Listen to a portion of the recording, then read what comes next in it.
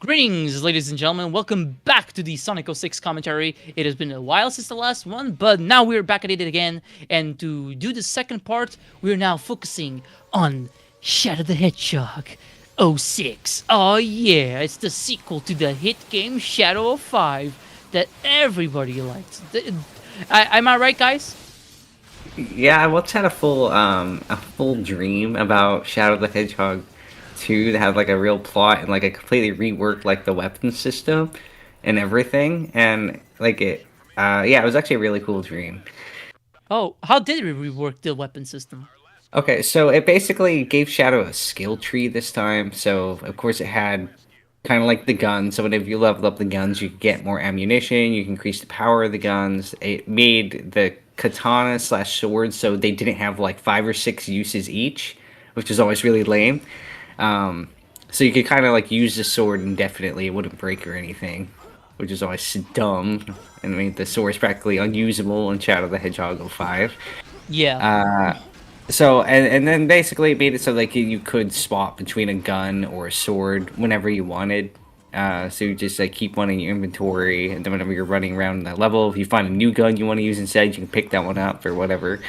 And then of course then you didn't have to use any weapons if you didn't want to, because like then Shadow still had his of course his homing attack, and then they expanded on the melee system a little bit. You know how Shadow would do those sad little punches and kicks that barely did any damage. You could also level those up and make him a little bit stronger. And it definitely expanded on the combat system. So it was leaning more towards. Of course, it was still like typical Sonic levels, speed action, but it did expand on the combat system to make it more actiony, kind of like what Unleashed did with the Werehog.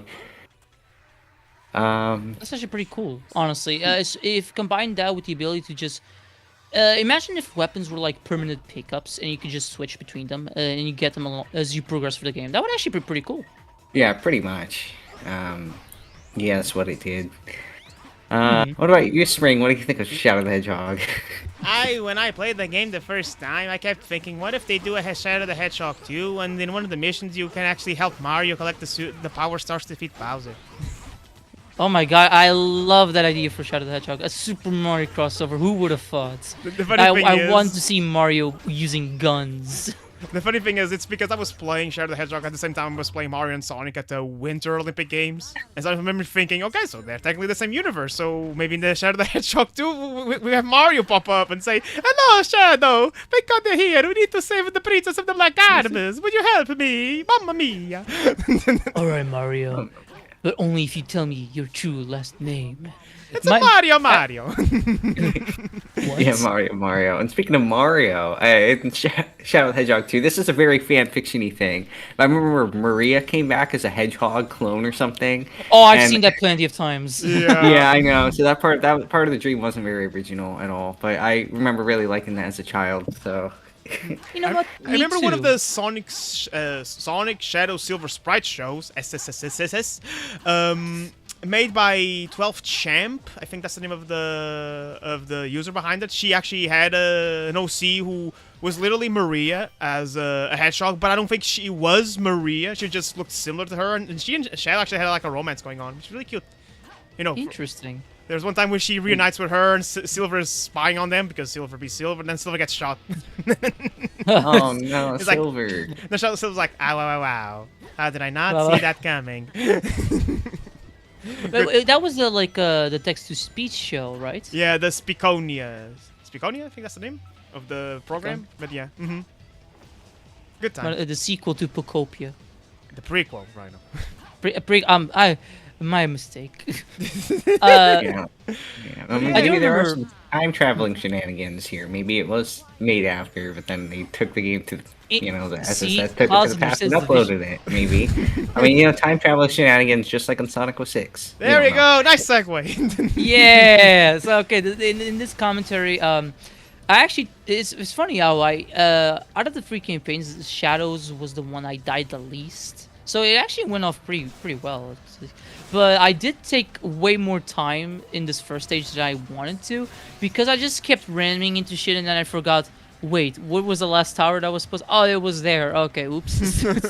because you need to destroy all the towers for the gold ring to spawn. I was like, oh, that's normal. It's not like this is a very big stage. It's just that shit like that happened, you know. But speaking of Maria, I remember Sonic Song 182 like had her on as like in the Ask the Sonic Heroes. You guys remember that series? Yeah, Oh yeah, I I used remember to seeing watch it. them all the time. Yeah, I remember seeing it in my feed. I didn't see the full episodes, but I saw a little bit of the Vector one, which is a lot of fun. They reference Mighty, and actually, like with usually fan works, they usually say, "Oh, Mighty was just abandoned, or Mighty just leave them." And now when they actually say, "Oh, we're still in touch with Mighty, he's just not around," and I remember thinking, "Oh, that's kind of wholesome." A nice departure of either the angsty stuff or the shitposty stuff of why Mighty's not in the chaotics anymore. Yeah, no longer in the bar drinking. Yep. Yeah. I remember another thing Sonic Song did is they so do you guys know the movie The Never Ending Story? I've heard about it. Yes. Yeah. Oh, is Yeah. that the one with the giant snake dog-like animatronic in it? Yeah. Yeah, The dragon at yeah. the end. Yeah, I've seen it once as a kid in my school's library. Yeah, it was a fever Interesting. dream. Yeah. So yeah, but they made a whole. So they made videos starring their Sonic plushies as well, and they basically made a whole adaptation of the movie with Silver and Blaze That's as cute. plushies. Yeah, it was really cute, and that was like technically the first way I saw the movie. It was called Silver's Never Ending Story. Go check that out. That's me when I Me- watched the Family Guy parodies of Star Wars before watching the actual Star Wars movies. Who said that? Or seeing like Johnny English before seeing any 007 movie. That sounds technically me, but I knew who 007 was before watching Johnny English, so... Yeah. I think some Call Me Johnny did say that he's never really watched much James Bond, but he's watched plenty of parodies of James Bond. Yeah. It's funny how that works. Like Austin Powers, that's a big that's a one hell of a James Bond parody. From what I understand, Austin Powers made so much fun, like poked so many jokes at like James Bond tropes that James Bond, like the series, felt the need to be more serious, which is why we got the Daniel Craig movies. That's interesting. Yeah. Look at Shadow go here. Look at him go. This is an alternative way to break the lanterns, By breaking the game. breaking the game. Look at him go. I'm so glad Shadow Generations improved Shadow's moveset. Yeah, like this interesting thing because in previous games, I always liked Shadow using Chaos powers, but outside of like Chaos Blast Chaos Blast that get controlled in Shadow 5 were interesting to be there, but the thing is that considering the missions you were doing in the game, they were, especially like they were not that useful. Like Chaos Blast, you have to really defeat a lot of good enemies, which if you're doing like a dark mission, you're not really doing. If you're doing a hero mission, yeah, but the Chaos Blast I is also think it's kind the of opposite, Rhino. I got it opposite. Because if you do Chaos Blast, you have to defeat good enemies. Yes, you're right. So if you're doing the dark missions, yeah, it's easier to get the Chaos Blast. Like, Okay. and in some levels, it is encouraged for you to defeat more enemies because you need to use Chaos Blast to destroy some of the contraptions. Chaos Control is the one that you have to defeat evil enemies. The problem is, due to the nature structure of the missions, you have to collect you can't things or really destroy skip. things. By using Chaos Control, you skip past those things. Yeah. It's like we said in makes- Shadow the Hedgehog commentary. Chaos Control is very counterintuitive when you're doing the hero missions or the dark missions. Chaos Control is more suitable for the neutral missions, actually. Yes. Yeah.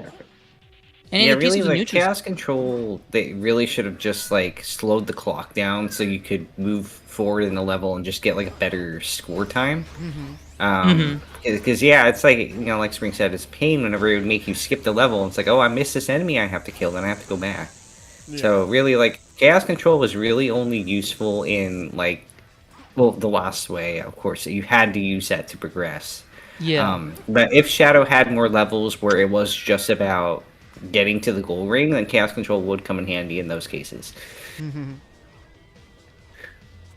I do, but and then in Sonic 06, like you have the Chaos Spear, but compared to the homing attack, it doesn't really do much.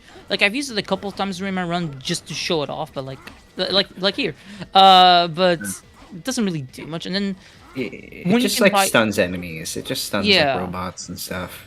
but the homing attack already does really good at that, so it's like, what's the point? It's one of those things that like I guess if you're Why like use- surrounded by enemies, it helps you then do a homing attack chain. Yeah. I guess. But the homing attack is already good at, like, when you get on an enemy, it just kind of stuns them for a bit. That's like, I just do the homing attack, And And then the Chaos Blast in this one is just way weaker. I forgot this than the game one had a in Chaos Shadow of Blast. It does. You have to buy the upgrade eventually. It's not expensive. I do buy the upgrade, but I forget to use it because it's like, it's just kind of. Question: Shadow turns red, right? Yes. It's in 3 levels. It's Chaos Snap, Chaos something I forgot, and then Chaos Blast. Because I remember there's a Shadow 759, you know, we're talking about Sonic and Fanworks. The Shadow 759 did a lot of, I guess you can call them machinima videos, you know, where he just recorded gameplay and then dubbed over what he was doing. I guess you can call them machinimas. And he did one where Silver can fly, and Silver was holding Shadow with telekinesis, and then when Shadow gets on the ground pissed off, he turns red and says, "I'm gonna kill you to death." So I assume that's the Chaos Blast. He turns red. Yeah. Yeah. But but I don't feel like it's interesting. Like there's potential for the Chaos abilities, but I don't think they truly got that right until Shadow Generations, where Chaos Controls slows down time, and that's actually pretty beneficial because it does not just slow down time, but also the clock. Yeah, like Klaus said. Yeah, like Klaus said, like it's the perfect way to use it. Yeah, and then this Chaos Spear, which I don't think I use it much with It's enemies. used to stun enemies again, especially those black arms that you have to use afterwards to use. I forgot what it's called, but when you chaos control over, you teleport towards them, then you kick them around, so you can teleport to their position. It's used for those enemies, and it's also used for some switches and some buttons for like alternate pathways. And some missions too. I think one of the missions is literally, use Chaos Spear to stun this level of enemies. But I remember also people found out how you can actually do an air boost and then just spam the Chaos Spear and it gives you even more distance. So there's also another practicality there, which is actually pretty cool. The only one missing was really Chaos Blast. But to be honest, I don't think it was needed in Generations. No. Yeah, the boost already damages enemies pretty well. It's like, it's not a group of enemies, but there's the number of situations where you have to defeat a few enemies to proceed doesn't compare to the amount you have to do in Shadow of 5 or Sonic 06. What an amazing ending to that mission, by the way. My shoes are frozen in the snow. I was frozen today. It's B for Batman. Shadow Batman. Remember that from Sonic Adventure 2 commentary? You know, we ended up reading that Sonic DC Comics comic. DC Comics comics. Detective Comics. But and that was fun. I actually kind of forgot a little bit about it, to be honest. But it has DC heroes get teleported to the Sonic dimension. They become buddies. Darkseid is a bad guy. He sends them away. Then we have Sonic in the DC world and the DC heroes in the Sonic world, and they join at the end and kick Doomsday's ass. Darkseid's ass. Wrong DC villain. And now we have part 2, which just was released a few months ago. I haven't read it yet, so I was waiting to read it with you guys. Should we read it again together? We should. Just gonna plan out an event later, but we'll eventually do it. I know you guys have your own plans for what you guys want to do. So, look, it's a dog. It's Cerberus again, and again with only one head instead of 3, like the real Cerberus. Eggman, what were you smoking that day? He didn't have enough budget to give it 2 extra heads. Don't call it Cerberus then, call it Robot Dog. Eggman, buddy, I gotta question you on this. Like, why? Because I wanted a dog, but it's not a Cerberus. But I wanted it to call it a Cerberus. It's cooler. It's like, okay. Yeah, he probably would say that though. Because it's the same way in the comics where Starline, one of the characters, hostess for the IDW comics, asks him, "Doctor, but why theme parks?" And Eggman's like, "I like theme parks." That's why Eggman Land is the way it is. Yep. A diabolical theme park that takes like half an hour to beat. Eggman Land. You're such an interesting stage, you. That should have been Shadow Generations randomly for no reason. You know, sure, yeah, I'd take it. And then we have Shadow with his new powers fight Dark Guy for some reason. Make Eggman Land longer and harder. And that's where you introduce Chaos Control. Yeah, there you go. Now I understand what Sonic went through. Holy shit. I'm actually doing better than him at least. But you don't have a werewolf in his transformation. I don't need one, you idiot. But it's cool. he has stretchy arms and stuff. My Doom powers do more heavy lifting than that. Oh, so you better use the villain's powers and use your own. Oh, okay, got it. You really want to talk about that, mister? I got dark powers from Dark Guy to become a werewolf? Hey, that wasn't intentional. I was trapped. Sure, Wait, sure. Shadow getting Doom powers wasn't intentional either. Exactly. So you were saying, Sonic? Yeah, I thought so. Hey, when you're in the middle of jokes, you stuff happens, okay? Can you guys just shut up? Randomly, Vector appears. Don't go there. Yeah, Get a room already, you two! Jesus Christ! A Sonato. It's Sonic X Shadow. There we go. Generations. A generation, many generations of, the game isn't actually a Sonic Generation remasters with a new campaign. No. It's actually just a chronological that's random. That's redundant. History. A chronological on history. Chronological history on how many generations perceive the Sonato ship over the years. It's been over 2 decades of that ship, so And it's still going strong, baby! Super strong. Yeah. Can you believe that this year marks the 25th anniversary of Sonic Adventure 2, and therefore Shadow's introduction? And therefore, Sonic X Wow. Shadow. Indeed. I mean, I kind of want to see those Game Facts forums from back in the days, like, oh yeah, I ship Sonic and Shadow, they're so hot together. Yeah, usually I'm like, I'm pretty open to a lot of ships, but actually the Sonic Sonato's actually one of my least favorite ships ever made. I understand why people ship it, but I genuinely don't like it. And you call yourself a Sonic fan? Get out of my LARPer! Look at the LARPer here, guys. Oh, Yamcha! I forgot about that. We're off to a great start, aren't we? But you were saying now, Klaus?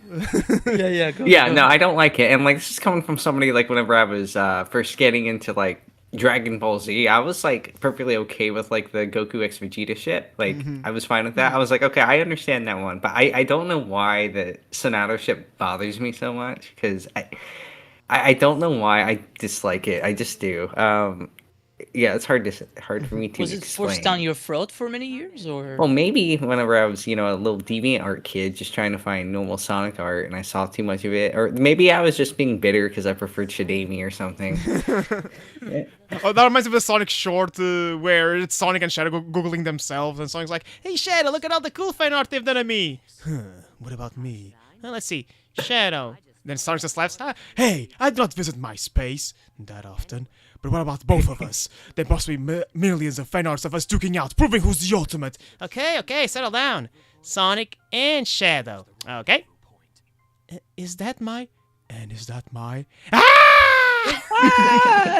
So I imagine this is what happened to Klaus. He looked at Sonic and Shadow, then he saw the Sonato things going on. Yeah. Now we know why DeviantArt is called Deviant Art. For me, I'm like, Kamai X Hajime from Danganronpa 2 prepare me for every type of, male rival with male hero ship there is. So I'm Sonic and Shadow is just another one. What I am surprised is when I went to I forgot the name of the one of the websites for fanfics. I forgot the name. My wife's gonna kill me. Archive of Our Own? Archive of Your Own, exactly. Is it just called fanfiction.net? No, Archive of Your Own. It's the one Klaus said. And they did, like, which one of the ships had the most fan art, and apparently Felix and Sylvain from Free Houses was one of the top ones, even above Shadow and Sonic. Interesting. I guess people like their anime. They like their anime boys. They like the tsundere boy with the playboy guy. It's so interesting how DeviantArt is filled with so much things in the stuff, It's a gateway to a lot of things. Good or bad, depends on the person, the time, and whatever it is. Yeah, I actually started rereading an old Shadami comic I found a long time as a kid. Well, it's called Just Shadami. I know what a title. Right? It's just Shadami. But I remember I couldn't read the whole thing back then because I didn't have an account, and some of the pages were like had like an Oh. age restriction on them, right? And I'm like, well, now I Mhm. can act. Now that I have an account, now that I'm an adult, I can read without being censored. Yay! So that's what I'm doing. How's that experience? Have you been liking it? Yeah, you know what? Yeah, it makes me really nostalgic and happy, and I'm Aw. just glad that the artist's account is still here because after a while, sometimes like people they deactivate their accounts and then Yeah. all that art is lost forever. So I'm just reading it now while I have the chance because I mean she's still very active, the artist. I don't think she's gonna be shutting her account down anytime soon. But it's kind of nice reading all these things that influenced me back then. Yeah, like going back to it Yeah. and seeing how, if it still holds up, like seeing things you probably didn't notice as a kid. Yeah. Mhm. I mean, that's the common thing is like when you go back to a piece of media you love and you realize that there were a lot of things that went way over your heads. Whether they're like related stuff or just stuff you didn't really fully realize. Like jokes, like you didn't even like get a grasp on when you were a kid. But now you understand, oh, this is a joke. Oh, okay. Yeah. I always find that fascinating, to be honest. Especially like in retrospect, like looking back at stuff from like the 2010s and just realizing, oh, what this meant and stuff like that, or why things from that decade were the way they were, which ended up irony poisoning and stuff like that. But that's that's another stuff. I mean, Sonic went through that a lot, as we've discussed it before. But I think when I was, for example, when Sonic Lost World was coming out, I don't think I even thought much about the writing back then. Until way later when I realized this is a lot of jokes, and then there's random drama in there. Yeah, hell? the tone of that game goes all over the place. Mm-hmm. Like And there's moments I like in that Go ahead. story, but yeah, no, the story itself is. Kakapupu. Nah, no, I'd say that for Forces actually, but Lost World. That too. No, Forces. I think it's worse than Lost World. Lost World still has at least some moments I like. Forces not so yes. much. Forces nothing. Like there's literally nothing. There's nothing. Nothing. Nothing. Forces me to be disappointed. While Lost World, I had no expectations going in, so I guess it makes it automatically better. It's just because you didn't have any expectations, so you're not disappointed. While Forces forces you to be disappointed. Yes. It's part of the contract. It's literally in the name, Sonic Forces. Forces. Sonic Forces classic Sonic in this game. I still remember those jokes. Mm-hmm. Even back before the game was released, people were already making those jokes. Yeah, because it Hey, really that's not felt bad. unnecessary. It was. Yeah, and like in the classic Sonic's like movement was completely messed up in that game too. Like I remember trying to like run in like one of the chemical plant zones, and I couldn't even run up like a little slope. Yeah. It's someone when that's I was streaming the game to ridiculous. you guys, like Rhino asked me, "Hey, Spring, can you make this without the momentum?" And we saw it. Yeah, no, they butchered the physics in Sonic Forces. It's not even funny. What I find so baffling is that, okay, I wasn't expecting like Mania levels, but like they couldn't even achieve Generations, which yeah, the physics weren't the same, but at least it felt fun to play in Generations. Yeah, like- Here, nope. Yeah, because the classic Sonic and Generations, even though it's not one to one to the classics, the level design itself is built around the new physics in mind. So you can just use the spin dash to your liking and see how far you can go. In Forces, it's Forces.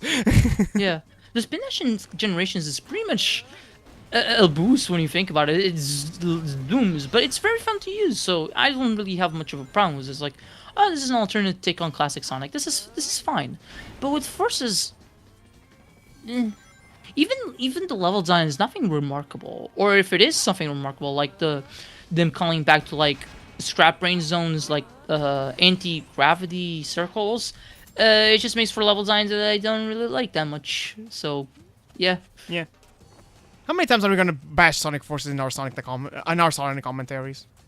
Yes. All of them. All of the time. All of them. You know what? I agree. Even when me and Ryan did the Sonic Heroes commentary, we bashed Sonic Forces. Because that game is such a I would like to say a mess, but I want to start smarter. So I'm gonna say it's an homunculus of absolutely everything wrong that was going on with the Sonic series at that point. Exactly. Everything. It in many ways, if like again, if I know this is like, oh no shit genius, but like it was because of 06 that we got Forces indirectly. It was a butterfly effect, but it also represents everything that like Sonic did not understand after 06. Like I love Unleashed, But I'm not gonna be a fool and say, "Oh no, Unleash is great." Actually, like, yeah, but people didn't like it back then, and I also don't feel like Unleash was probably the best direction for the series, considering it was just like it just completely detached itself from the gameplay of 06. When the gameplay itself was not the problem, it was everything around it. You know, it's the fact that it was not built that well. But people love Adventure and Adventure 2. There was a period that people didn't like it, but it seems like people are liking them again. I think. Or it's just different groups of people. That's also very important. It is. I do remember, like, in 2010s, a lot of the people who covered Adventure 1 and give it, like, bad reviews, they're just not talking about Sonic anymore. They're just not, so. Yep. Comes and goes. And the ones that are probably stuck in their own ways. You know, okay, this is an interesting section, the hovercraft one, because I skipped that because the camera, it's not positioned well enough, and if you go fast, all guns blazing, those pillars will fall on top of you. So I have to go very slowly, very dauntlessly, like very. Thank God for the cautiously. manta ray from Pokemon in Shadow Generations actually make these sections tolerable in Kingdom Valley in Yeah. Shadow Generations. Because it contains, not only does it like flow very well, like you don't stop. I mean, I guess it's one thing that the hovercraft does over the manta ray is it can stop and move very like fluidly. But the manta ray, the level design is just way better made, so that it feels like you're surfing along, like they meant to. It's like it's a manta surf, you know. And then you use it to fight the Metal Overlord. Yeah, it was a fun fight in retrospect. Yeah, my second I do- favorite probably. Like I said, in the And Shadow then Gener- Mythilus. Yeah, Mephilus is the first one. I like it, legit. I agree, it is the easiest one out of the boss fights in Shadow Generations. I like it not because it's easy, just for when it's freaking Mephilus. I never thought I would see him again. And second, just it's legit fun. I put it in the harder difficulty. I put it with the Sonic Frontiers music, and it's just a fun fight. It's just a fun boss fight, and the dialogue, it's the icing on the cake. And third, he's voiced by Robbie Damon. Yeah. And does a good job. He's pulling his catchy Hubert voice. I still prefer Dan Green, but it's a good voice. On its own, it's a perfect voice, like we said before. If it wasn't for Infinite, I would kind of like say, "I'm not weak, Shadow. I'm not weak." But no, Infinite already took them, and I was like, Yeah. Should we talk about like his reappearance recently? Spoilers. Well, I didn't say where. But spoilers involves talking about spoilers. I mean, it's been months. But, People have seen it at this point. Klaus It's hasn't seen it, for example. Ah, fuck. Yeah, I haven't seen it. Well, fuck me. Then we'll leave that for later. But yeah. It was a cool return and made me actually like the character. Now I like that character both Yes. ironically and ironically. I love the memes. I want to meme on the character because his debut was shit, but they got a turnaround and it was really good. So yeah, definitely number 3 on my Sonic villains. Number 4. No, actually 4. Yeah, 4. Yeah, oh, okay. What's your like? That's a fun topic. A tier list for Sonic villains. Number 1, Metal Sonic. Well, yeah, It's my okay. favorite villain of all time at this point. Oh wow! Of all, I'm not sure if it's my all time. Like I like Joker from I was gonna say Persona 5. I'm so used to saying Joker from Persona 5. Jokey joke. No, Joker from I'm the Batman. Joker from Batman was one of my favorites. So was Cell from DBZ. But I think for now, every time I think of favorite villain, Metal Sonic is the first one that pops into mind. So I will say Metal Sonic for now. But definitely he's my number 1 Sonic villain. Number 2 is a newcomer, but Sage. Definitely. I really like Sage. No, She's cool. a really new character. The closest I got to cry in a Sonic game was because of her. So, Oh, wow. Yeah. And her interactions in Sonic Cross World was really fun. I'm glad they doubled down on her being a villain. I still need to play that game. Yeah, no. So Sage number 2. Game's coming out. Yep. 2027 is going to be crazy. We have the final part of Final Fantasy 7. We have Danganronpa 2x2. We have Persona 4 Reloaded. We have, until further notice, Kingdom Hearts 4. Like, what the fuck? Yeah. I don't want to go into But I'm specifics. calling it once again. Kingdom Hearts 4 is going to be delayed to early 2028, just like what happened with Kingdom Hearts 3. I'm calling it now. We'll see next year in the next commentary.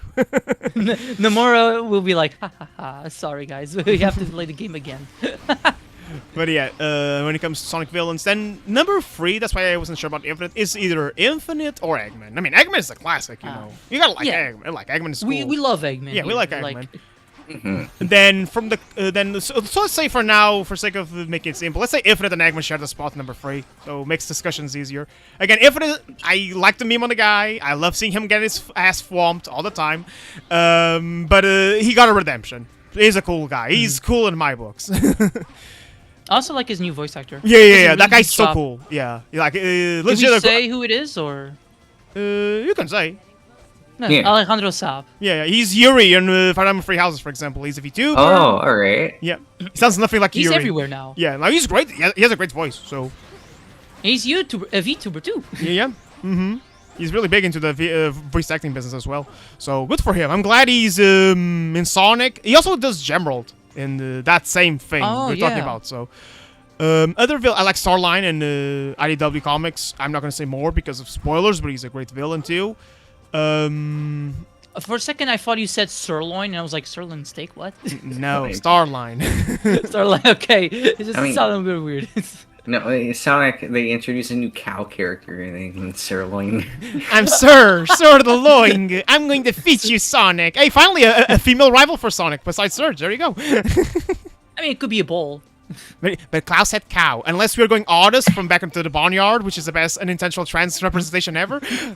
Yeah. Oh, Steve the Kirk, you made the best movie ever made, but you also made cows with others, male cows with others. You were just doing a Thank you. trans male character, guys. Totally. Totally. But yeah, those are probably my favorite Sonic villain. I'm not sure what I put afterwards. It's really Metal Sonic's definitely number 1. Surge, maybe Surge, but Surge I put her more in the same category as Shadow. So this is a Tilted Towers. I put him. Oh, Mephiles, of course. There we go. Tilted Towers, Mephiles. Mephiles is also there. So yeah, those are my favorite Sonic villains: Metal Sonic, Sage, Eggman, Infinite, Starline, and Mephiles. And maybe a bit Black Doom. Alright. Maybe a bit Black Doom. Again, Generations did a lot of heavy lifting, so maybe Black Doom too. Why not? But definitely Yeah. Metal Sonic, Sage, and Eggman are like they're the trio. I like those three a lot. What about you, Klaus? Yeah, well, it's kind of hard to say definitive favorite because I mean, of course, I like Eggman as much as everybody else, and Eggman's been in all of them, so we've gotten to see like all his like different schemes and different interpretations of the character. Of course, I like Eggman. I really like the Gun Commander, if you could call him a villain. I In think he has 05, a really I guess. yeah, in 05 for sure. I think he has a really because like he has a history with Shadow and Maria, and that kind of ties him more into the backstory. And plus, I just think he has a really he's the Gun Commander, but he has a really commanding presence, and I like his voice. So yeah, I think he's neat. And of course, I like Black Doom. Same. I don't know if I put Black Doom as number 2. But it's kind of hard to say because I mean Mephiles is really cool. Even if Mephiles' plan was kind of like stupid, how he's going about it. Mephiles is just like such an intimidating villain, and just like the way he kind of like moves and just the way he looks is very creepy and unsettling. Yeah. I like Shade the Echidna from Sonic Chronicles: The Dark Brotherhood. Oh, I forgot she was a villain at first. Yeah. Well, she's Yeah. only a villain for like half the game, because then she does join your party in the latter half. So she kind of has like her little like redemption arc. I mean, she was a villain, but you know, it's just because she thought she was doing the right thing for her people, and then she was just being used by the guy in charge. And she's like, "Well, I got to try to make things right." And yeah, so she was pretty neat. But yeah, I guess. Yeah, it's kind of hard to like put them in definitive order because it just depends on how I'm feeling. I wouldn't even put Infinite anywhere near the top because he just disappointed me so much. I mean, the fact that he had such a good theme and his full theme wasn't even used in game was really lame. And then of course he ended up just being a whiny baby. So yeah, Infinite's kind of stupid. Yeah. So yeah, I guess I would just say let's just say Eggman, Gun Commander, maybe Black Doom, Shade the Echidna. All right, top 4. Top 4. Yeah. For me, you know, I asked the question, but like I actually have a bit of a hard time because I don't tend to. It's odd, you know. As much as I love Sonic, I don't tend to think about the villains much. I tend to actually think more about the heroes than the villains. Even though I always liked Eggman, I always think he's a good villain. Sometimes, depending on the game, maybe he's a little bit like, eh. But most of the time, I just enjoy Eggman's presence and his voice as well. Like he's always great. But like, I look at Mephiles, and he's a villain I wanna like, but I just fucking can't because of his goddamn stupid ass plan that like makes no sense. Like, his presence is amazing. I really like his voice, but fuck, your justification for doing the things you do is stupid, stupid. But then you have like Black Doom, which is a villain that I think is okay. Like, especially with Shadow Generations, I think he's okay. But like, not like, ooh, I really like Black Doom. It's like, yeah, what I like the most about Black Doom is it's pretty quiet. We should always so cool, you know. Okay, the memes that are not connected to the character. Yeah, it pretty much, you know. And then you have I love that the game just randomly comes to black and white here. I did not make this edit, by the way. It just randomly comes to Why? black and white. I don't know. I don't know why. It Because just it's does. I don't know. I guess it's kind of you know how like in some anime when there's flashback scenes, sometimes they'll have like a sepia tone. I mean, maybe they just did that to show Shadow was thinking to himself. It's the only I time don't in the game to do this, by the way. They want to be artsy fartsy, Like, maybe. Yeah. Yeah. You know, that day they were not so overworked and crunched and to rush the game, so they did that. Or- But speaking of other villains, oh, go ahead. I just wish Ruth just like slaps her hands on the keyboard and It's just like Tails. It's like, Is this how you type in this universe? Because in Shadow the Hedgehog 05, Shadow does karate chop actions on the computer and starts working. Same thing with Charmy. Charmy stings the computer in the Ark, in that game. So, like, is this how operating computers work in this reality? I think in space you karate chop or you slap it very hard for the computer to work. But in Soliana, you actually have to type on the keyboard. That's how it works. Yes, Like, like deep so yeah, there you go, big- Ian Flim. Get on that in the next Sonic story. yeah, the big fat Fisher Price buttons. It's But yeah, like Rhino, Sonic the villains. button. Sorry. Sonic villains. Then What are you when guys' we start thoughts on thinking about- Eraser Jin? Or Arthur? Or the I think Deadly he's okay. Six? The Deadly Six, I only like Zaz because you gotta Zaz it up, baby. Yeah. No, because it's sort of musty. But besides that, no. The Deadly Six are like, eh.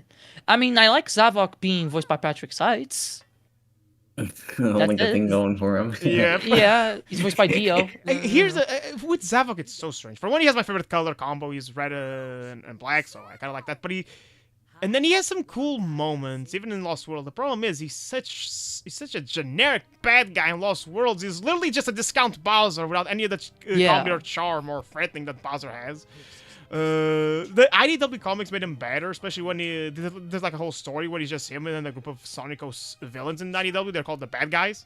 Bad Guys are something like that. I forgot the name of those short series. And he's very commanding there and manipulative. So okay, here's a series for a good villain. But never really goes further than that. Like there's a little part in the IDW comics where he and the Deadly Six are causing chaos and destruction, and they actually put Sonic in the ringer for a good while, so that's cool. But I don't know, like something about Deadly Six just does not stick to me that much compared to other villains. So it's one of the reasons why I don't say I'm annoyed or disappointed. Just it's one of the reasons why I'm so sad that Crossworlds brought them back, even though yes they improved their character in that game too. It's just, out of all the characters to bring to a racing game to a spin-off with character interactions, you bring two of them? Like, so it's one of those things that I'm like, I understand they're trying to push them as, like, the other villains are not Eggman, but they're not that interesting, to me at least. Yeah, They have I can improved, understand but that. not as much as the other guy that improved a lot, in my opinion. Yeah, that maybe should be DLC. I don't know. I mean, I hope but it that wouldn't would be have so voice funny, lines. but not over. Here's the thing: I would love to see that him get added, but not over other Sega characters. I think Sonic, classic Sonic and the IDW Sonic is enough to justify. You know, maybe the movie Sonic characters can also appear, but Infinite, I would love to see him there. But yeah, Yeah, I mean we're getting. It's August, so I think this should be the month of Axel from Crazy Taxi. I think. mm-hmm. So yeah, looking forward to seeing him. I just need to get the goddamn game, but there's too many fucking games. Like literally this month, I've replayed the GBA Castlevania games to finally play the Dominus collection with the DS one, since I never actually got to play those. And I've been playing Babhi, which is well, there's things I like. Not too many. Like, are you gonna continue? Are you gonna keep fake posting or? It's one of those things that I will talk more about in my review. But Bubsy 1 and Bubsy 2, not so much Bubsy 2 on Game Boy, oddly enough, because it's thankfully short. But by the end of Bubsy 1 and 2, I felt like my soul was being sucked out of my body. Jesus, that bad, huh? Oh, that's pretty bad. And not even long games. Like, Bubsy 1 took me like 2 hours, to beat.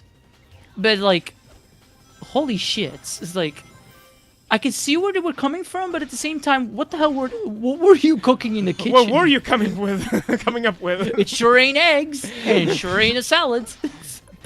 Let me know if you survive the Bubsy Jaguar or Bubsy 3D, okay, Rhino? I'll try my best. Rewind has been helping, but, it can only do so much. Hey, if anything, I'll turn on, like, cheats.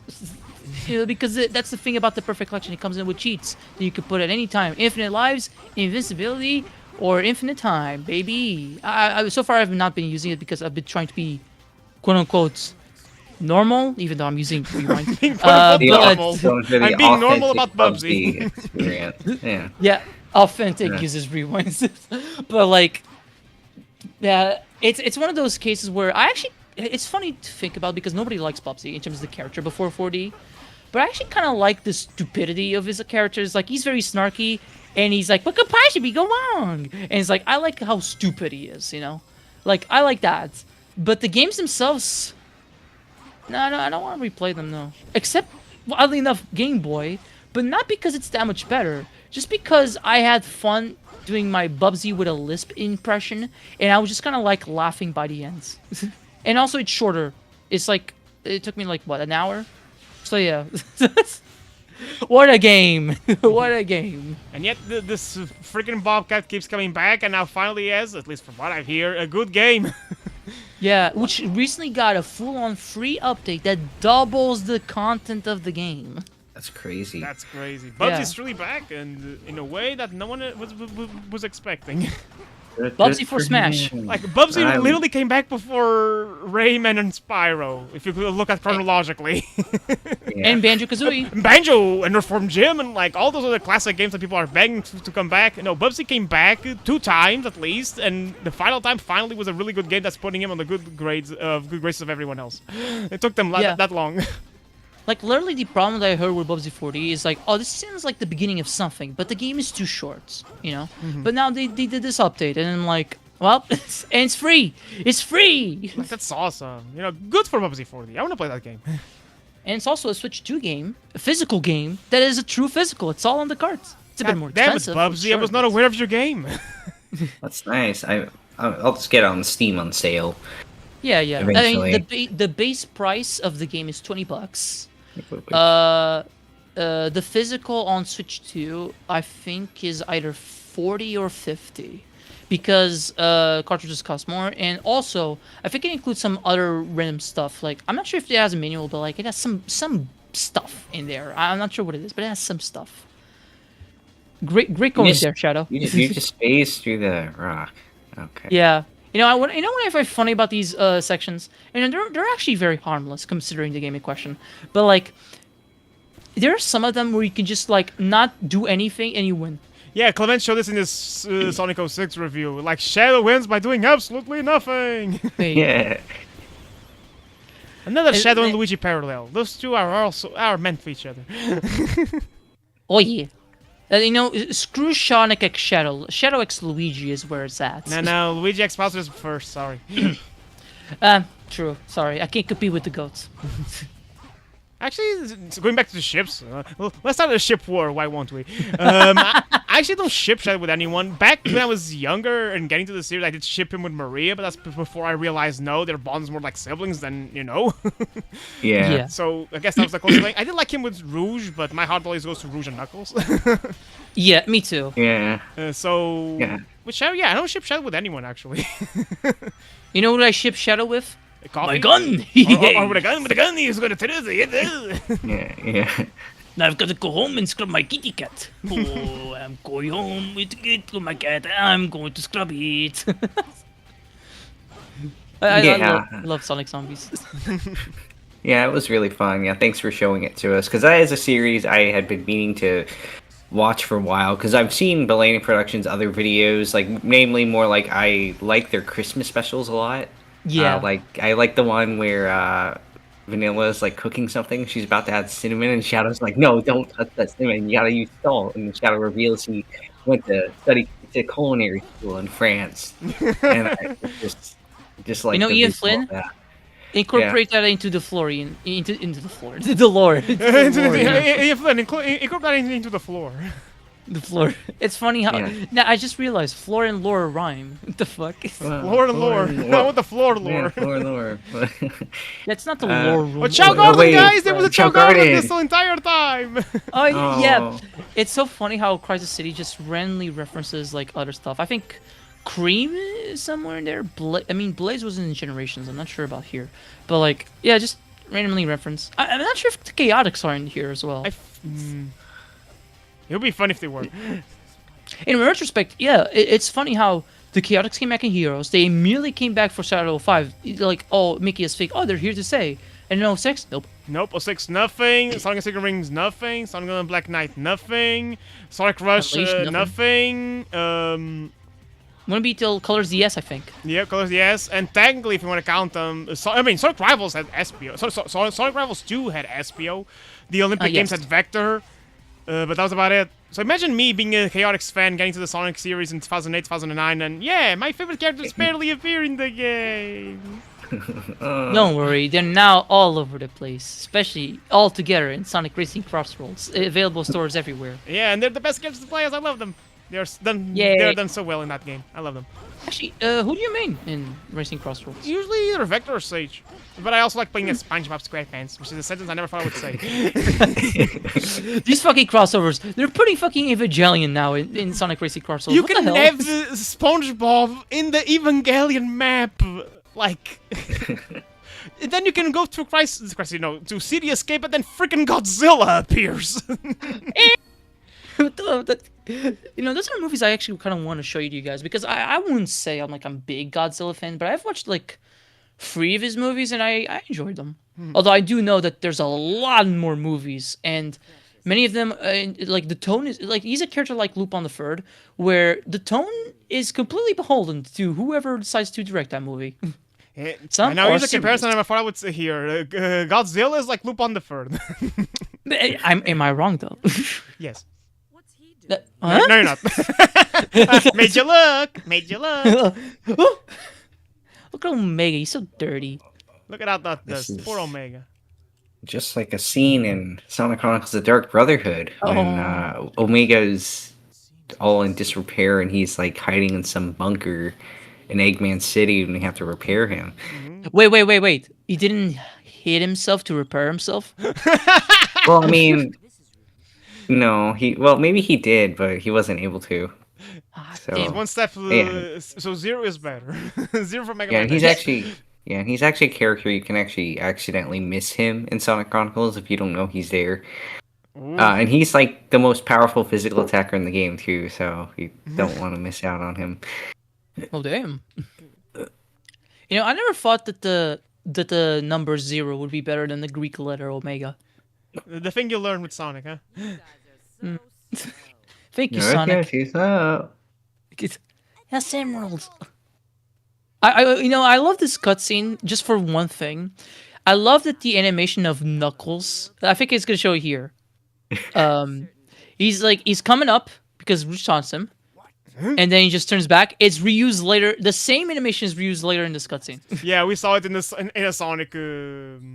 Parts. Yeah, because this cutscene is reused between. Yeah, so they literally reused the same animation for Knuckles. Like, hey, you gotta work smart, not hard. Yeah. There you go. See, Okay. like legit, There. it's legit the same scene. Oh my god. Don't be late. Same to you. Shadow's so cool, you guys. I said it back then, and I say it again. He is cool. Yeah. He gets Shadow's cool. cool. I may not like his game, but like I like Shadow. I think Mm-hmm. he's is a pretty cool addition. My favorite Sonic character, uh, no, Well, Knuckles is one of my favorites alongside Sonic. I know no, basic that's bitch, but like Sonic literally fucking inspired me to become who I am today. So Yeah, that more than counts. yeah. I also like Tails. Just because he's a little cutesy baboosy. He's I like, like Tails. yeah. I won't say it's my Mhm. favorite, not in the top 10, but not. But I respect Little Fox. I think it also depends a little bit on the game he's in and how he sounds. Yeah, like I don't like hearing him in Heroes. to Yeah, be me honest. neither, and I'm the Heroes fanboy. His 4Kids Dove voice is a bit sometimes.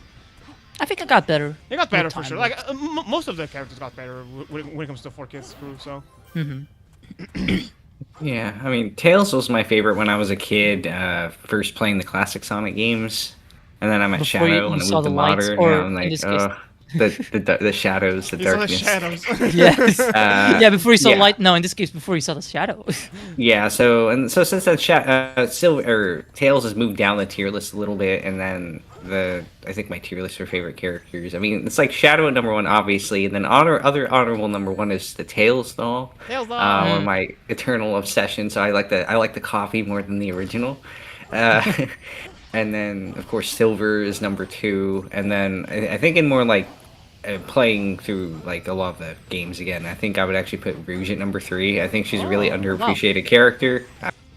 Because people forget how because people are like, people just see Rouge as like a really pretty lady and that's it. And people forget just how damn cool she is. She's a government agent. She's a treasure hunter. She's a spy. She owns her own little nightclub in Sonic Battle. And just her friendship with Shadow is just really wholesome, I think. And plus her dynamic with Knuckles is funny. Yeah, I love Yeah. them. I love those two together. I haven't seen much of Sonic X, but I've also remember like hearing that her relationship with Topaz was also pretty fun. Yeah, Rouge, our yeah. chaotic bisexual queen. Let's go. Yeah. Yeah. Rouge is one of those characters I like. But I think it's one of those characters that, honestly, I also don't think too much about when it comes to the Sonic characters. Like, I know, like, oh yeah, Rouge. But, like, then I'm kind of like, oh, what do you think of Rouge? Then I just kind of draw a little bit of a blank. I like Rouge 'Cause, a like- lot. I like her more nowadays, especially because it's like Klaus said. You realize just this character actually has a lot of layers going for. Like she's a government agent, she's a treasure hunter. She's a bit of the I guess emotional and logical side of Team Dark. I like her bond with Shadow and Knuckles, a little bit with Omega that we saw hinted in Generations. I like that in Yes. Sonic Prime they made her actually the leader of the Resistance. That's actually kind of a clever idea. Yeah, it's a character. You know what? The more I think, the more I like it nowadays, especially. But not one of my favorites, if that makes sense. You know what character I really like? Sonic and Knuckles, you already said before. Omega. Oh, I love Omega. I love Omega. Yeah. He's in my top 10. I like Omega. He's so fun. He makes me laugh. He's such a I cool just like the badass. sarcastic thing. Like, beaten by fruit, how weak they must be. He has some of the best lines ever in the Sonic series. In Sonic Heroes is a big reason why. I wonder if we'll see more of that. I mean, he did say some funny stuff in Shadow Generations. I mean, the And one Cross thing I Worlds, remember... he's a really fun character there too, from the interactions I've seen of him. So no, I need to play the goddamn game! well, that's the theme of this commentary. Ryder needs to play Sonic Cross Worlds. Like, I have the Switch 2 upgrade pack because I got it on discount back when they did a sale for it. Instead of $10, it's $5. So I was like, yeah. But now that shit is occupying like 18 gigabytes out of my Switch 2 storage. And I'm like, that I should get the game. And I've seen it for cheap, like the Switch 1 version. I've seen it on Vinted for like $30. Yeah, it's well worth the price, in my opinion. Now Now with the free updates? DLC, like you have DLC, of course. You have the I call them the Mega Man, Pac-Man, and Viacom pack. That's how I call it. Because that's literally what it is. We have SpongeBob, Ninja Turtles, albeit the incarnation I don't like, and Avatar. But that's literally the Viacom pack plus Mega Man and Pac-Man. And now we are going to have the Evangelion one and others. I think they've said that there's more coming. I'm not sure if Godzilla is just the stage or if we're going to get Godzilla stuff. You know, Godzilla It himself. seems vague. Zilla is a racer. Yeah, like Godzilla's too big. I mean, they couldn't do that with Ridley. We'll do that with Godzilla. Oh, by the way, this is me showcasing that I'm using Chaos Snap, the thing that snaps me into the close by thing, but that fucked me over and borked my Omni attack, and I fell to my death. Yeah. Yeah, I No. was not well programmed into the game. I am thinking, like, I'm not sure if we've had this discussion before. What characters would you like to see in Sonic Racing Crossroads? Either free or paid. I would like to see Infinite, even though I think for the free stuff, I don't want Sonic to oversaturate the free characters, if that makes sense. But I would love to see Infinite, especially after you know what. So it would be nice, if the freaking Zeddy out there, why not Infinite? But besides that, I would like to see some characters from Sega All Stars Racing, personally. Make the cut. Beat? Beat, for From example, I Desiree? would love to see. We got Knights finally, so that's cool. I would love to.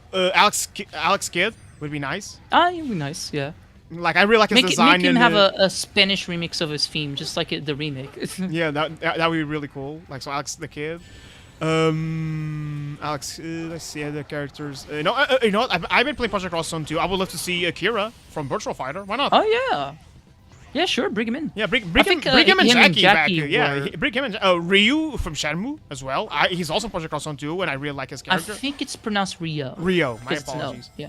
So Rio, I would love to see him. I'm trying to think of the characters I liked in the Bonanza Bros, Ulala? because why not? Yeah, Bonanza Rose. Ulala, And Ulala yes, I would love to see her. For your Rhino, some Burning Ranger representation, why not? Let's see. For me, the obscure Sega franchise that I like, Wild Riders, Oh, yes. the main characters I from actually- those. Trish, I think is the name of the female. I forgot the name of the guy, but they are both like members of a bike gang. They are literally on motorcycles. They are made for a racing game. You can put him on Shadow's motorcycle. That would be so cool. I would love They're that. giving that away for charity. That's actually pretty neat. So for Sega, I think those characters. There's probably other characters. I'm thinking, maybe someone from Atlas besides Joker. Maybe give us Shadyu. Shadyu. Persona Yeah, 4. Shadyu. Shadyu. Maybe Makoto from Persona 3. Why not? Voiced by Alex Lee. Yes, that would be so cool. I mean, they're not gonna be voiced, but yeah. Yeah. Use our sad. imagination. Yeah.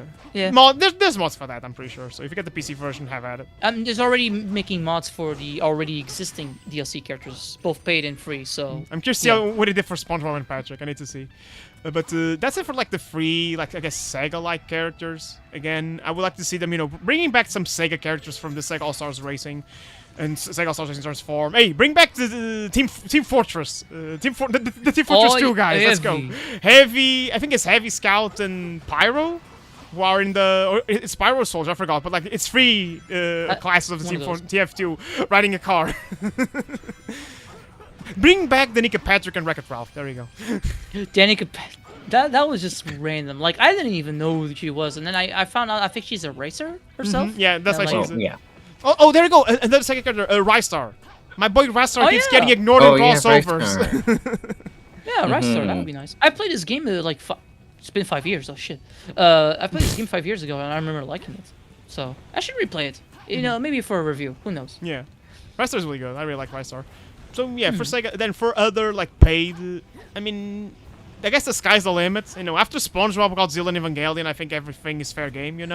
I would love to see Rayman. Rayman did have a kart racing game, from the mobile era, like the flip phone era, before smartphones. So I would love to see Rayman. So we have Rayman, Mega Man, and Pac-Man in the same game. I keep thinking that Undertale / Deltarune or Amazing Digital Circus was gonna get a character because it just seemed like, what's popular, what's Digital trendy. Circus got into Fortnite. Yeah, so like, why not one of those? I think for those, especially the stage would be really cool to see how they adapt, those creative worlds from Deltarune and Amazing Digital Circus. Kane just changes things up along the race. Yeah, that'd be great. The playable character for Digital Circus, I would love Pomni, but knowing the series, probably going to be Pomni and Jax, because everyone loves Jax. I evaded the game. I love to see Jax in the same game as Shadow and SpongeBob. That would be fun. They both use a gun.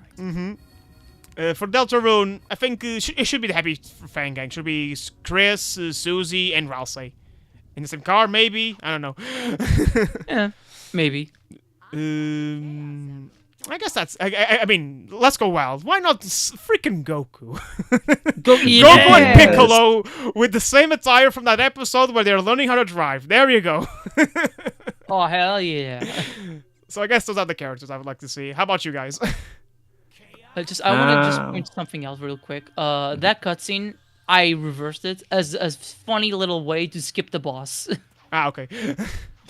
Oh, nice. I guess for me, I mean, you covered kind of a lot of the Sega characters, but I guess I'd like to see. Anybody remember Vector Man from Oh Yeah, yes. Vector Man. Vector Man? So we can have Yeah, Vector and Vector and Man. Vector Man. Yeah, Vector. And Vector I'd Man. like to see. I'd like to see Echo the Dolphin. That'd be great for a stage. I would love to How see would you- Echo, just a little dolphin guy just driving a car. It'd be So cute. Echo's like in No, like no, a no, no, little I know ball exactly how. of water, in like a little ball of water, and you just put that Yeah. on the extreme gear or in the car. There That'd you be go. perfect. Or a little aquarium for him, and he's just popping she's out his like, head. like a little like hamster ball, but like for Echo the Dolphin. So I think that'd be really cute. And I guess as far as Sonic characters go, let's see. Mephiles. Kind of hard to say. I mean, yeah, Mephiles. I mean, Mephiles is a character that's missing. I'd like to see them bring back. Is Metal Sonic playable in Yes, it is. Racing It is. Across Yes, the Worlds? yes. He is. Okay, well then we need Tails doll. Obviously, we need Mecha Knuckles. That'd be cool. The Sonic R pack. Let's go. Oh, Egg Yeah, Robo. Then that's- bring Egg Robo into the mix, and it's a Sonic R pack. And maybe for the other Sonic characters, they get like a little low polygon look to represent Sonic R. That'd be kind of cool. Oh, that would be really cute. Yeah. And bring back the sorry, Klaus, the stages from Sonic R. Reimagine it for Sonic Crossword. all 5 of them? Yeah, that actually would be a really cool pack. Now that I'm thinking about it, a Sonic R pack. It would be very interesting because Sonic Car's level design was very different from a lot of kart racers because it had a lot of exploration and a lot of multiple paths, almost making it feel like a little bit of an adventure game. So I wonder how they would adapt that for Sonic Racing Crossroads, Well- or just do brand new level designs. Well, they would just make it. They would just make it more streamlined. I mean, really, they would just take the aesthetic of the levels and then they would just kind of shave them down a little bit, and kind of get rid of the branching paths. Like, I mean, obviously for the Resort Island, or yeah, I'm having a blank on that. They would just make it so the race course is just like the main path that you take, that little dirt path and stuff, and going on all the bridges. And then like at the very last level, like the Rainbow Road of the game, that one's very straightforward. Wouldn't have to change that one too much. That one would look But great yeah, nowadays in the that would Sonic be- Cross World engine. That would look great. Oh yeah. Characters I'd like to see. I think it'd be funny to see a Doom's Eye on a cart. Just Yeah, Doom's Eye, not Black Doom, just Doom's Eye. just Doomsday. Just Doomsday on the extreme gear. Let's go. Shadow, going in Red Highway, it's so cool. No, Okay, Jed. Doomsday gets the lead. Because in Sonic Cross Racing, the second lap is always in a different course because you're going through the levels. But every time you play as Black Doom, he says, Shadow, I'm gonna pick Radical Highway. It's so cool. Yeah. I'd like to see. Wait. I just had a blank. Wait, who was I gonna say? Oh, I want to see this kind of obscure character named Johnny from Sonic Rush Adventure. Oh, that's an asshole's name. Yeah, pirate yeah, guy. he is an asshole, and he's like a robot shark guy, and he actually does race Sonic on like a little Wave Runner type thing. So he would fit right in with the racing game. And let's see, we can just this would be really easy to implement. Throw in Eggman Nega from the Sonic Rush. Mm-hmm. He Um, also beats that would Sonic be- Rivals, yeah. oddly enough. Yeah. But no, he would be cool. I hear that for some, I think Ian Flynn is probably. I'm not sure, so take this with a grain of salt. What I'm about to say. That Ian Flynn said that Eggman Nega actually has like some restrictions. I guess he's not allowed to use them the same way he was not allowed to use Infinite for the longest time. interesting. Not sure why, but yeah. Maybe it's because Sega cannot make up their minds if he's from the future or from an alternate dimension. And I'm here to state the grand statement. There's 2 Eggman Negas. One from the future, one from an alternate dimension. There you go, problem solved. Here we Perfect. go. Yeah. No, I like that. but yeah, I can't really think of too many other characters to add because I think our lineup here is pretty good. It's pretty solid. Because we got Cream. Anything Throw in outside of Sonic and bring Sega? Vanilla. Bring Oh, Vanilla, Vanilla. yeah. So Oh. Cream can race with her mom. That'd be cute. And then Vanilla with Vector for my Vector X Vanilla Heart. Let's go. Yeah. Any characters outside of Sonic and Sega do you want to see? I mean, other than Echo the Dolphin and Vector Man, I don't really. I mean, Not I guess Goku? I guess Not at this Vegeta? point, I guess I could be any character at this point. I mean, if we have Goku, then I feel like yeah, we do need Vegeta. Because it feels kind of weird to leave him out. Let's see other anime characters we can add. I don't know. Add some Attack on Titan characters. Add Ah. Aaron, Armin, and Mikasa and Levi. Oh, I would play as Mikasa for sure. Let's see, and let's throw in some Death Note characters. We we need L.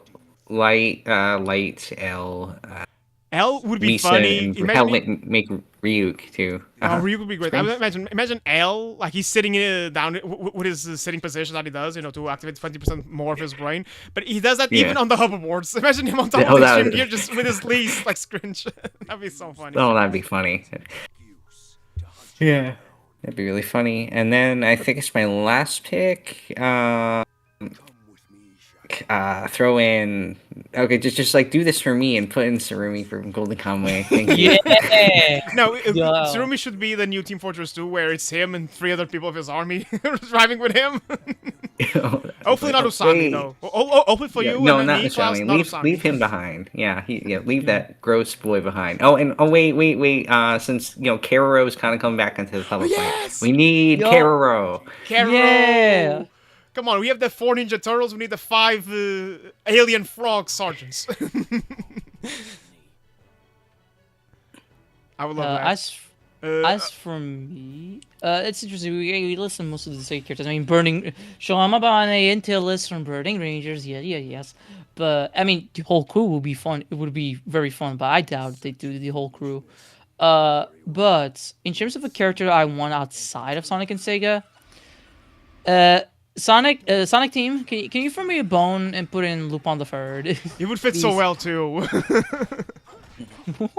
would it can either be? I mean, if it's Fiat, it's a closing car. So maybe he is like what's it called? I'm not sure what it's called, but like maybe his bigger car would actually fit better. Fuck it, throw in Jigen as well. We always need a partner in crime. Yeah, I mean, for the most part, it's just funny because if you look at the characters, most of them, besides the 3 Sega characters, they come always with someone attached to it. SpongeBob came with Patrick. We got the 4 Ninja Turtles. Avatar came with Katara, if I remember correctly. Mega Man came with Proto Man. Pac-Man came with the 4 Ghosts, or just Blinky. I forgot. No, the 4 Ghosts. You can select them. So yeah, it would be like Lupin and Jigen. Why not? Yeah. Or maybe it's Lupin and Zenigata, just because. Yeah, the lovers. I mean, they're all lovers. They all love Lupin, and Lupin loves them. Actually, reminded me, you know what? I want 2x2 is coming out. Danganronpa V3 reference Sonic, so let's put Monokuma. Yeah, I mean, I was thinking we were gonna say Nagito. I mean, I also would love Nagito, but Monokuma would actually be funny. I mean, maybe it's both. Maybe it's both Nagito and Monokuma, and then the stage could be the one from Danganronpa 2, and then we have a Monokuma appears giant for some reason. There we go, giant Monokuma. No, muscular Monokuma. Muscular Monokuma, you're right. Now, there we go. We need Monokuma and Nagito. Bring No, Monokuma. actually, I'm thinking. How about Monokuma and Ted? That'd be funny. Perfect crossover. And also, here's another one because Pie in the Sky, this is never gonna happen. But like, say Sonic Team, from me another bone, put in Doraemon. That would be peculiar, but it would fit really well, actually. I think the Rayman and Sonic, if you put them together, the designs actually mesh really well. Actually, if you think about it, I mean, many of his animations for like when he's drifting and stuff like that, or doing stuff, it could just him pulling out random stuff out of his pocket. It would be the Rayman and Nobita together? Probably, yeah. I mean, I think they'd fit. Okay, I can see it. I find it funny how Omega's like twirling just takes an unusually long time to get done. Yeah, Here to support you. So Omega is funny in this game because I think his moveset is okay. It's just shoot, pew, pew, pew. But then you can just hover. You literally just like mash, like normally you're just supposed to hold it down and you just hovers like a normal amount, but you can like mash that button and just fly over everything. Yay. Look at him go. Wee. Yeah. In this case, I'm just smashing the shoot button. You can just stay still for a while. While like this guy can literally fly. Behold, I can fly. I think that's how it goes. Behold, Doctor, I can fly. Yeah, I'm trying to yeah, think of other characters for Sonic Crossworlds. I think we said most of them. For Sega, Yeah. I'm trying to think of other Sega characters that I didn't mention that I would like to see. You know what would be funny? Hmm? As a Nintendo exclusive, Mario. No, I was thinking that. I remember Oh, hearing yeah. that back in when Sonic and Sega All Stars Racing, the first one was coming out, they had Banjo-Kazooie for Microsoft. There you go, Banjo-Kazooie should return too. Yeah.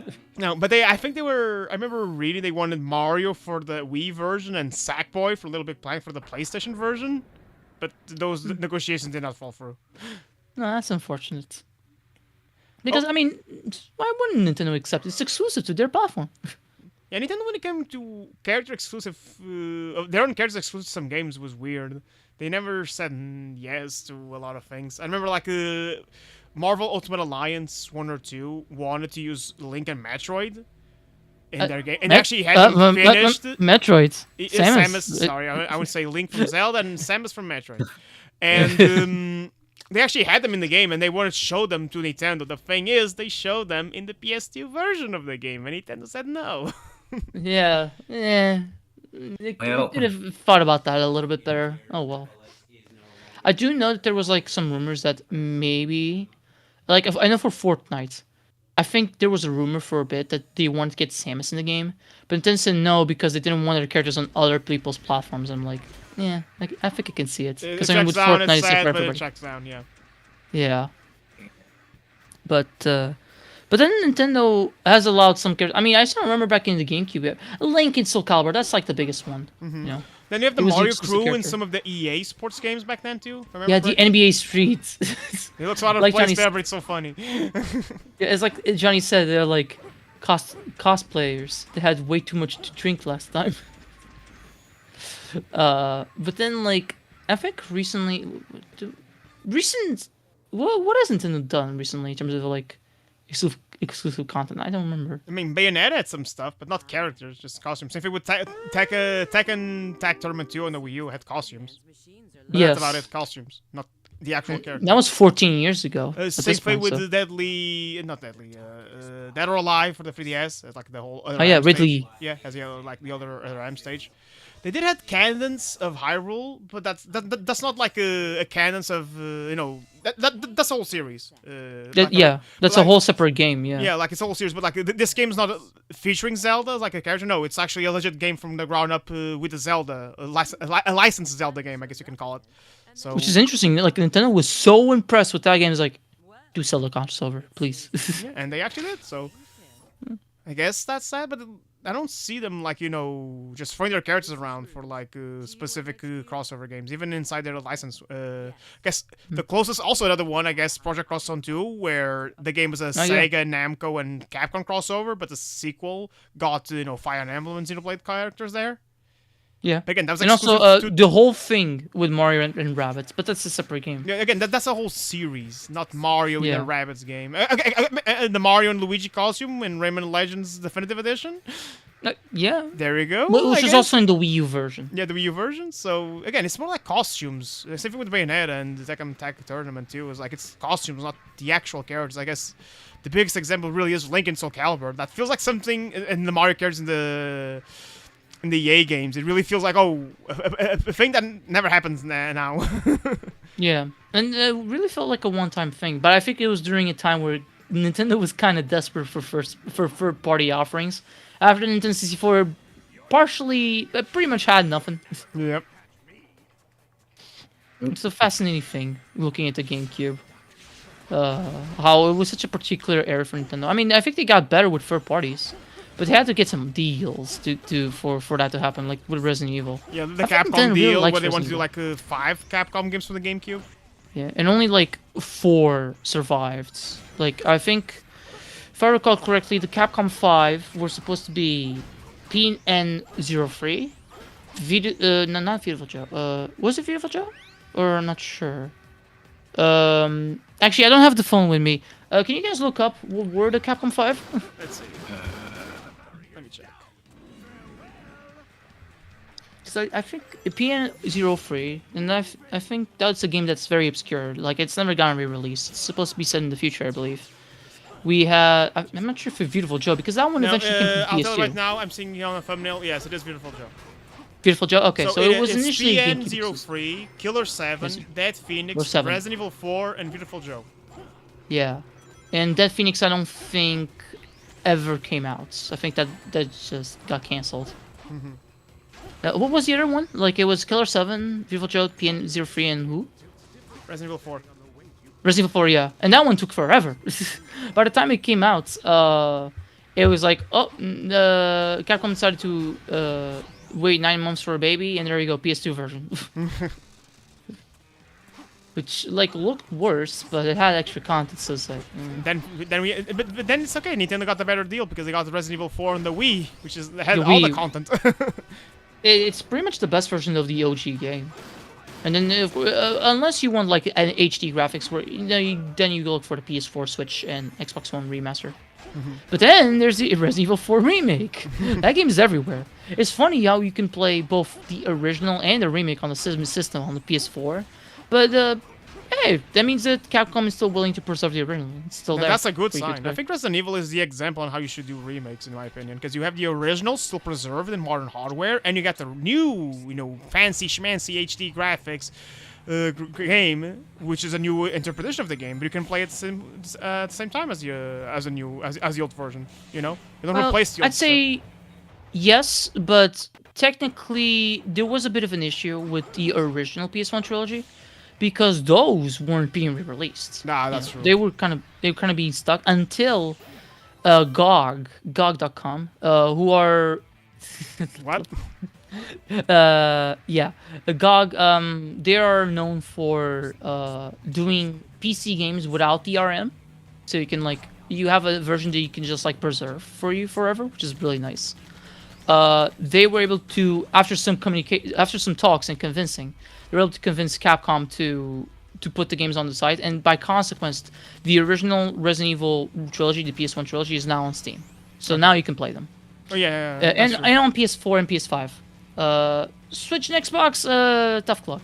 Although, maybe with GameCube NSO, it'd be funny. I don't think RE1 was not released, but RE2 does have a version on Nintendo 64, and RE2 and RE3 have the original versions just on GameCube, just flat out. It's like, they could release those if they wanted. And an OG remake, but that one got an HD remaster that you can play on Switch one, so I'm not sure if they would do that on GameCube. Wouldn't the door have been easier? It would have been easier, Eggman, but it would have been less fun. It would be less dramatic. This is an interesting part of the story. Eggman is like, Shadow is like, I don't know who this Mephiles is. I think Eggman might know the answers, and there you go. It's literally what happened in Shadow the Hedgehog when he goes to talk to Eggman about the black arms. The doctor, he may be rough around the edges, but I think he has some information. He has an IQ 300 after all. Or so It's he still a said. question about the dog. Yeah, or so he says, at least. So he says, it's funny. He's the only character in the entire Sonic series that has an IQ. Or I don't No, really has know a many... confirmed IQ. What, you tell me he's the only one with IQ? Like everyone else doesn't have an IQ, right? Is that what you're implying? Yeah, no, they're all dumb. They're all Especially in dumb this game. fucks. Especially this guy. Yeah. But there's only one that they decided to put an IQ for. It's like, oh, it's 300s. But then Tails is like, they don't have like a visible IQ for him, but he might be a similar IQ to Eggman, if not higher, considering that he's actually smart. He's smarter than Eggman a few points, yeah. So Yeah. But I don't know. I mean, can you guys think of any other video game character that has an IQ shown? Because I don't know any. they probably Yeah, exist. I'm just not aware of them. Yeah, Alakazam from Pokemon has an IQ of over 1,000. Fuck. Wait, no. We're doomed. Bowser in the Mario Party Advance, he says he's gonna make his IQ 3.1 thousand. Oh, I think for him, it wouldn't work. No, it wouldn't. I I mean, love Bowser, but no. no. I mean, come on. You're just, like, would a big simp, a peach simp mentality wouldn't like it won't work. It just won't. No. Oh look, it's Silver the Hedgehog. Okay, this boss fight is not it's weird. It has the same problems as the Sonic one, but you have a bigger arena that you can hide yourself in, so I guess it's slightly better. It's no use. It's no use. Yeah, because then you can attack him real quick and then you can go run and hide behind a train Yeah. or something. Although he can jump over the thing, so he can get close to you. But I've also seen him get stuck sometimes. So it's like, it's funny. There you go. Silver doesn't have a big IQ then. Oh, Silver. Silver. I'm saving myself for the Silver commentary to really talk about this guy, but yeah, he's definitely one of those characters that are very interesting. I like Silver. The thing that surprised me, I think it's interesting. I actually got a little bit more of a connection to Silver in recent years thanks to you, because he said that my Silver impression was spot on, and I was like, Yeah, and I still stand by it. At least, especially the Silver Nux 91 version of Silver. It's spot on. to kill someone, save the world. Is that really the right thing to do? There we go. That's Silver the Hedgehog. So when you told me that, I was like, in a very indirect way, I got a little bit closer to the characters. Like, I started liking him even more. That happens to me a Yeah. lot when I voice a character, either when I do like voice recordings or stuff like that. For example, when you and I and Vives, we played Your Turn to Die. If you were telling me before, I really didn't care for Rio Ranger, you know. But since I Yeah. voiced him, actually, oh no, I kind of like this little bastard guy. Isn't that the guy we called Yuji Rection? No, that's another character I know. Ah, okay. Rio Ranger is the Because, guy yeah, who is the guy who's wearing clothes of the characters who died. The bastards, you know. I give him the what a yeah. and yeah, he's all okay. and he's eating ice cream. He had masks, right? Yeah, multiple masks Yeah. represent the different facial emotions because he's quirky like To that. give you context, Klaus, in Your Turn to Die, there is a character later on you can name, and I called him U.G. Point Rection. Yeah, very original. It Yeah, led to a lot of very funny, funny pictures from Klaus. I can tell you that much. I love this scene. I always look Yeah, forward he to that. just kicks him on the back of the head. Wasted.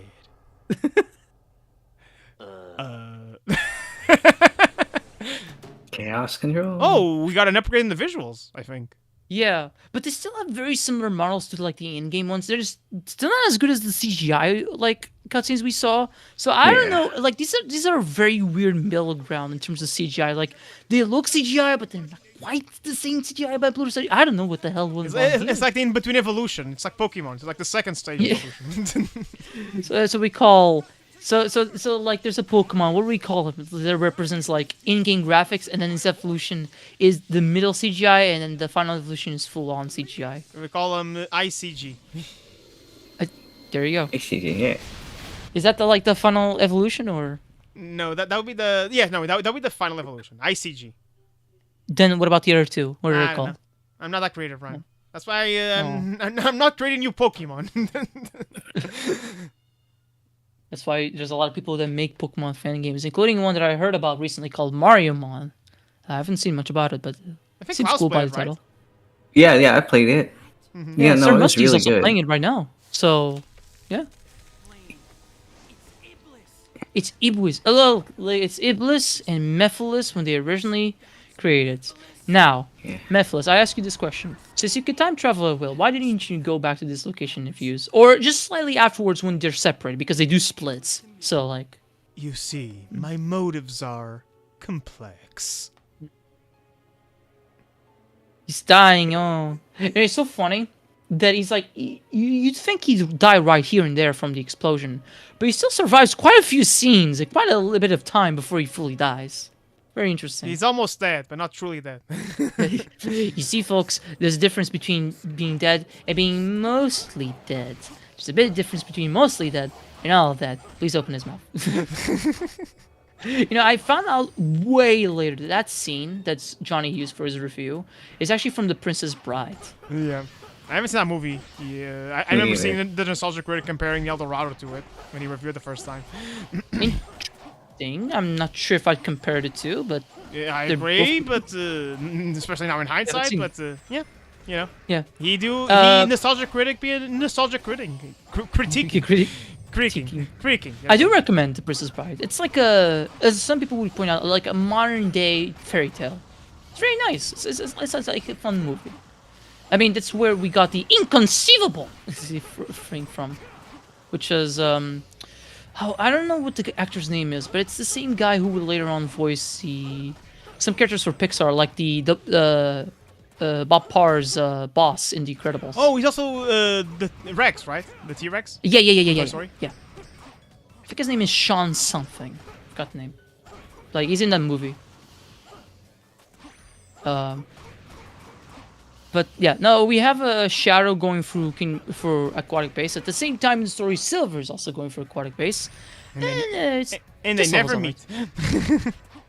No, they split up. No, wait, no, they do meet. We'll see that in a bit. Q right now. Oh, yeah, they're doing the Sonic Heroes thingy with two guys at the same time. Yeah.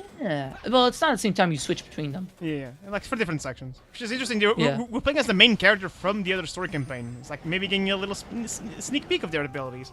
Problem is, from what I hear in reviews, for those who are not who don't know the character, like now you have to get used to this completely brand new playstyle. Good luck. Yeah.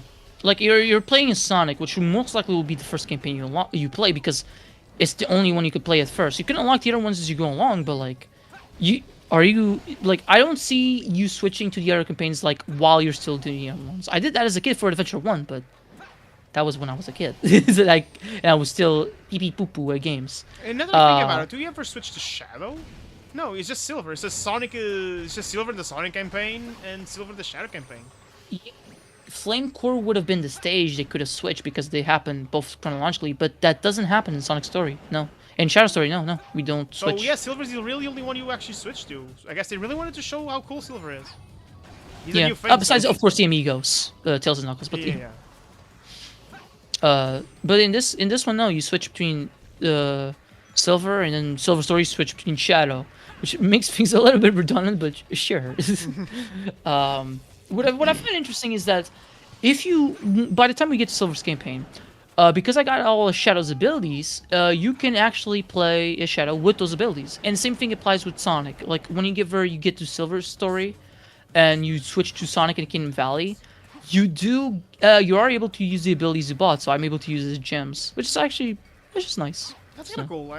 The progress you do in one campaign can carry it over to the other one. That's kind of cool. Yeah.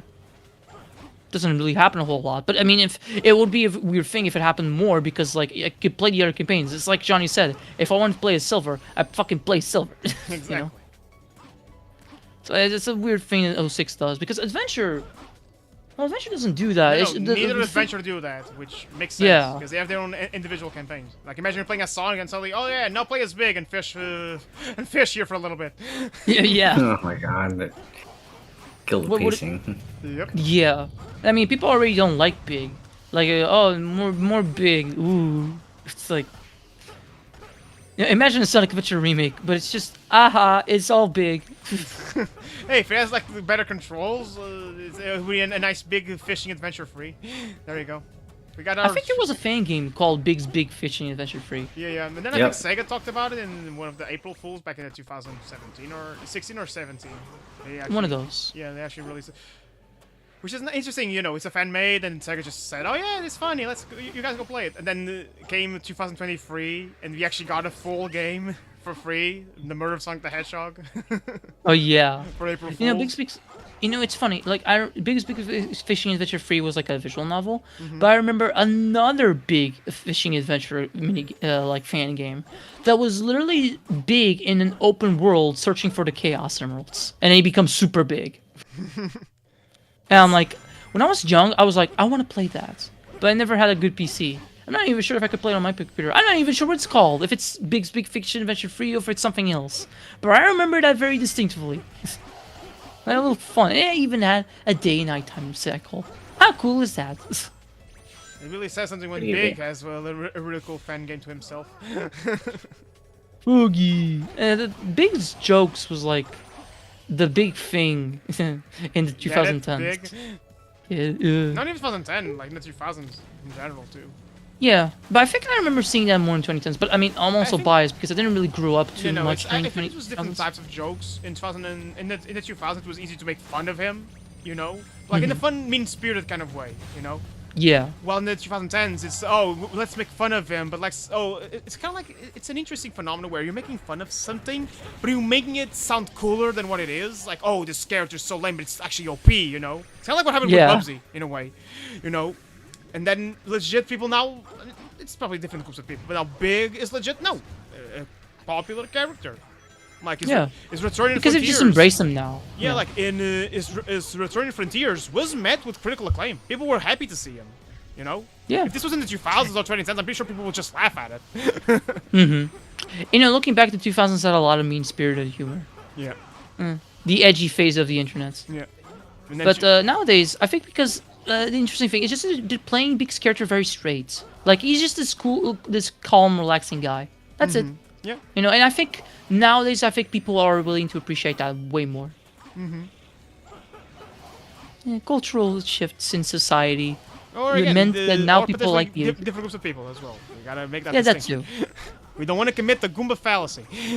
Uber fallacy, no, but I do think think that maybe our society is also more receptive to characters like Big, maybe. But again, that's a huge hypothesis on my part. I don't know how I can prove that. I'd have to look at like GameFAQs forums from like the 2000s and see what they think about Big. Do you If really wanna, any, do you really want to do that to like- yourself? no. Well, I already saw. Think, Oh, go ahead. oh no, I was gonna say. Well, I think that it's just because of how chaotic the world is right now. A character like Big is really nice because he's just a really nice, chill guy. Maybe people are like, I just want to, chill with Big and fish and just not think about all the bad stuff going on. Yeah. And sometimes it's nice to have a character that doesn't have a lot of drama. Yeah. You know, Big is a very simple guy. yeah. It's just like he fishes with his buddy Froggy, and when he loses him, he goes after him. That's it. There's no like deep Yep. backstory. There's no like complex motives. There's no low self-esteem. No, he's just Big. He's just a He's guy. there. Like the thing I like about Big is that he's also very strong, but his story's never about being strong or being no. He's just a he's just a big guy who likes to fish, has a little buddy Frog, and then every time that buddy's in trouble, he goes after him. Yeah. And just look at his story in Sonic Adventure 1. He's not evolved into anything that's going on. Like, he sees this big creature, and only he's like, Froggy's inside! And Sonic is like, the buddy's inside, I'll try and rescue him, you know? Yeah. But, like, when it comes to the whole chaos thing, he just happens to be dragged into this whole mess. He doesn't know a fuck about chaos. He just wants to get his frog back. Which that brings a problem of you actually have to play him to get the true ending. But in terms of a character, it's a very fascinating story for him, which is like, yeah, he's not really involved with the main thing. He's just doing his own thing. And in a way, I think he might be stepping out of his comfort zone to get Froggy, because I'm not sure if he really stepped outside of the Mystic Runes much. Yeah, I don't think he knows what an airplane is and when he sees one. So. Mm-hmm. And That's interesting. Shadow Generations confirmed that the little cameos we see of him in Sonic Adventure 2, Sonic, Or actually canon. is actually canon. So I want to know what happened to Froggy for Big to go to the Ark. I think, my head canon, is that Froggy was missing, but he was still back in Earth. But Big fought was like, oh, he ended up in space. So he just randomly goes on a bit of the adventure on the Ark for nothing. There you go. Here's an idea for a fan game. Let's do more big fishing levels from Adventure 1, but use the Adventure 2 locales. There you And go. he ends That up explains fishing what he for was the, doing. What he was doing in Sonic Adventure 2. That's why he appears every time. And he ends up fishing artificial chaoses. That would be cool actually, and funny. Like, imagine he's just in a pond in the Ark, and then he just ends up fishing out a whole artificial chaos. Like, oh, I didn't know this was here. I wonder what this is. And then the artificial chaos is like, "Nyeh." It's like, oh, oops. Okay, this is an How- interesting. Go ahead. Oh, I was gonna say, with how popular fishing games are, or at least fishing side modes in video games nowadays, I wouldn't, be surprised if they decided to make a small little game of big and it's like just fishing. And just like you can go to different locales like the ocean, the river, the lake, and they just expand the fishing mechanics a little bit and give you even more fish to catch. And like, don't they just release it as like a little $10 game or something, and I could see it doing really Yeah. well. Yeah. A spin-off that would be nice. I'd play it. Honestly, I'd try it out. Yeah, and there's If the been a mechanics rise are- of comfy ever since the pandemic, and I want to say Animal Crossing New Horizons. There's been a rise of what we call the comfy games. Very farming sims. Very like Animal Crossing like games. Just simple game or coffee makers. Where the idea is just you're taking care of a restaurant or something like that, and then you have a story with the different characters. There's literally a Yeah. genre for comfy games. So if Cozy Sega games, wants yeah. a little bit of that pie, I think Big is the perfect character for that. Yeah, like honest God, let's request that. Sega, please, can you make a big cozy game? That would be nice. If you're not gonna do a Child Garden game, at least do a big game. Yeah. May you bring up that Takashi Iizuka interview again? Is there any future defenseman back? Child Garden? Is there a Child Garden in this game? Nope. Nope. Well, I mean, they could actually incorporate the Chow Garden into the Beaks fishing game as well, because while you're fishing, you can fish up, Chaos Drives to give the Chow, or you can, sell your fish to buy Chow eggs and accessories in the black market, and then maybe when you're out fishing, you can get animals to give to the Chows as well. Ooh, I got an idea. What if the next mainline Sonic game also has a Chow Garden, and this big fishing spin-off can actually connect to it if you have like similar save files, and you can share like Chow data and stuff like that. Oh, That would be yeah, kind of like see, what that's happened a with solid idea. Sonic Adventure 2 Battle and Sonic Advance. Yeah. I'm imagining.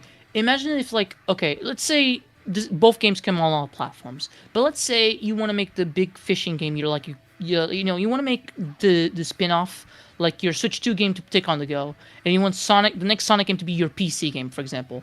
And there was like cross progression in terms of the Chow Garden, so you could like, where are you in the go? You're like, you're fishing, you're feeding your Chow, and then when you come back home, you transfer that save data to your PC, and in the next Sonic game, you can like also keep your Chow and keep tabs on them while you have the big PC thing and all that stuff. That'd be great. Like some cross-platforming stuff going on. Yeah. And then you could take them online in Chow races. Let's go. And With Chow other Chows Karate. and the And rest. Chow Karate. Let's go. Yeah, duke it Let's out with go. other Chows. Yeah. And then people online very quickly find the best strat to get the best Chow, and then it's just lobbies are just invaded by the best Chow possible, and you can't compete unless you follow those exact same strats. Oh, that would be lame. It's just like with Eh. Pokemon. Yay. Yep. Yeah. Yeah. I mean, when you think about it, Chow are just kind of like Pokemon, but But Chow. actually no, they're like Not really. Yeah. They're really not really. Not at all. I mean- mean, only thing is that they can evolve into the hero Dark Chow. but they can also like battle, right? Yeah, but the So- battles is more like a mini game. It's more like a side thing. That's like saying, what you're saying, Ryan, is saying, Pokemon is very similar to Nintendogs because you can compete with the Nintendogs. That's what you're saying. Yeah. Okay, but I mean, you can't evolve a puppy. But the idea still stands. Yeah. Chow Okay, Garden is more okay. like a virtual pet thing. Pokemon, until Pokemon, I want to say Pokemon X and Y, Pokemon was just really an RPG. Now with Pokemon X and Y, we got the virtual pet elements, which is really cool. Now, the I always petting, wanted right. like those elements in my Pokemon games. I want to be like the anime. I want to interact with my Pokemon. I want to give them little pastries. I want to pet them. Especially Mewtwo. I like when you can pet the evil Pokemon, and they actually are happy to being pet. Like when you pet Mewtwo in X He's and not Y. evil. He's just misunderstood. On where you're petting, I forgot the name, Klaus, but remind me. That's Slug Pokemon that's made out of lava. Oh, Slugma. Slugma, you can pet Slugma, but according to the Pokédex, Slugma, its temperature is higher than the sun, and you're still petting her like a little pet. How Yeah. you gotta get some very specific gloves for him. But yeah, I guess the Chow Garden is more like a virtual pet thing. It does have the level up system, kind of like, okay, I guess the Pokemon comparison can work there, the leveling up system, and there's like different types of ways to train the Chow's nature, which I guess could be similar to how you train your Pokemon IVs. But that's more like you just do that to, create your own Chow, and then you don't use it, to progress in like with matches, the karate tournaments is more like a mini game thing, to get more rings and stuff. Actually, I'm not thinking. What if there was a Chow RPG? Then I would say that that's Sega doing a Pokemon game. Yes. Yeah, that'd probably be really popular. Well, there are at least chows in Sonic Chronicles: The Dark Brotherhood that you can equip to your characters, and they provide passive buffs. Oh, yeah. For example, they could regenerate HP, they could regenerate the power points, they can also give a character like a shield. Also, I think like the bus spawn is one I usually give to Cream, where it makes it so you don't have to do like the little mini game every time you want to do one of the special attacks or the characters. Yeah.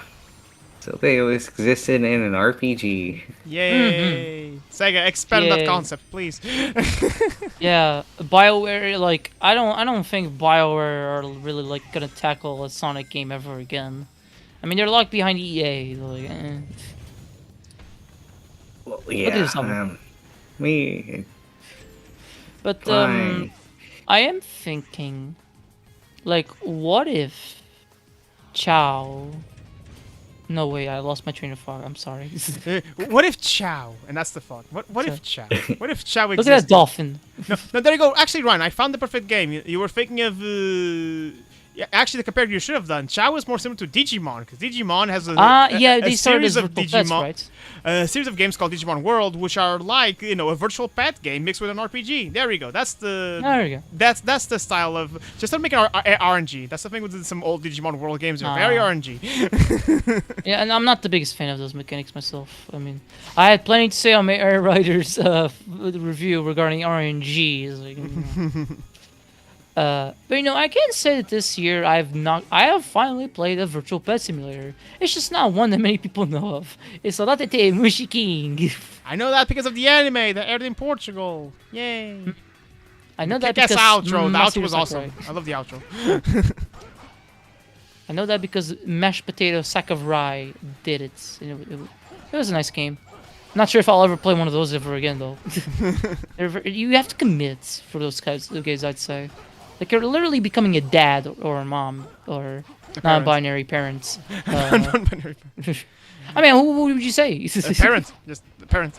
Parent, There are terms True, for I it, though. I've heard complicate people coming up with terms. I'm not familiar with those. I think parents is just the gender neutral one that people most likely will use.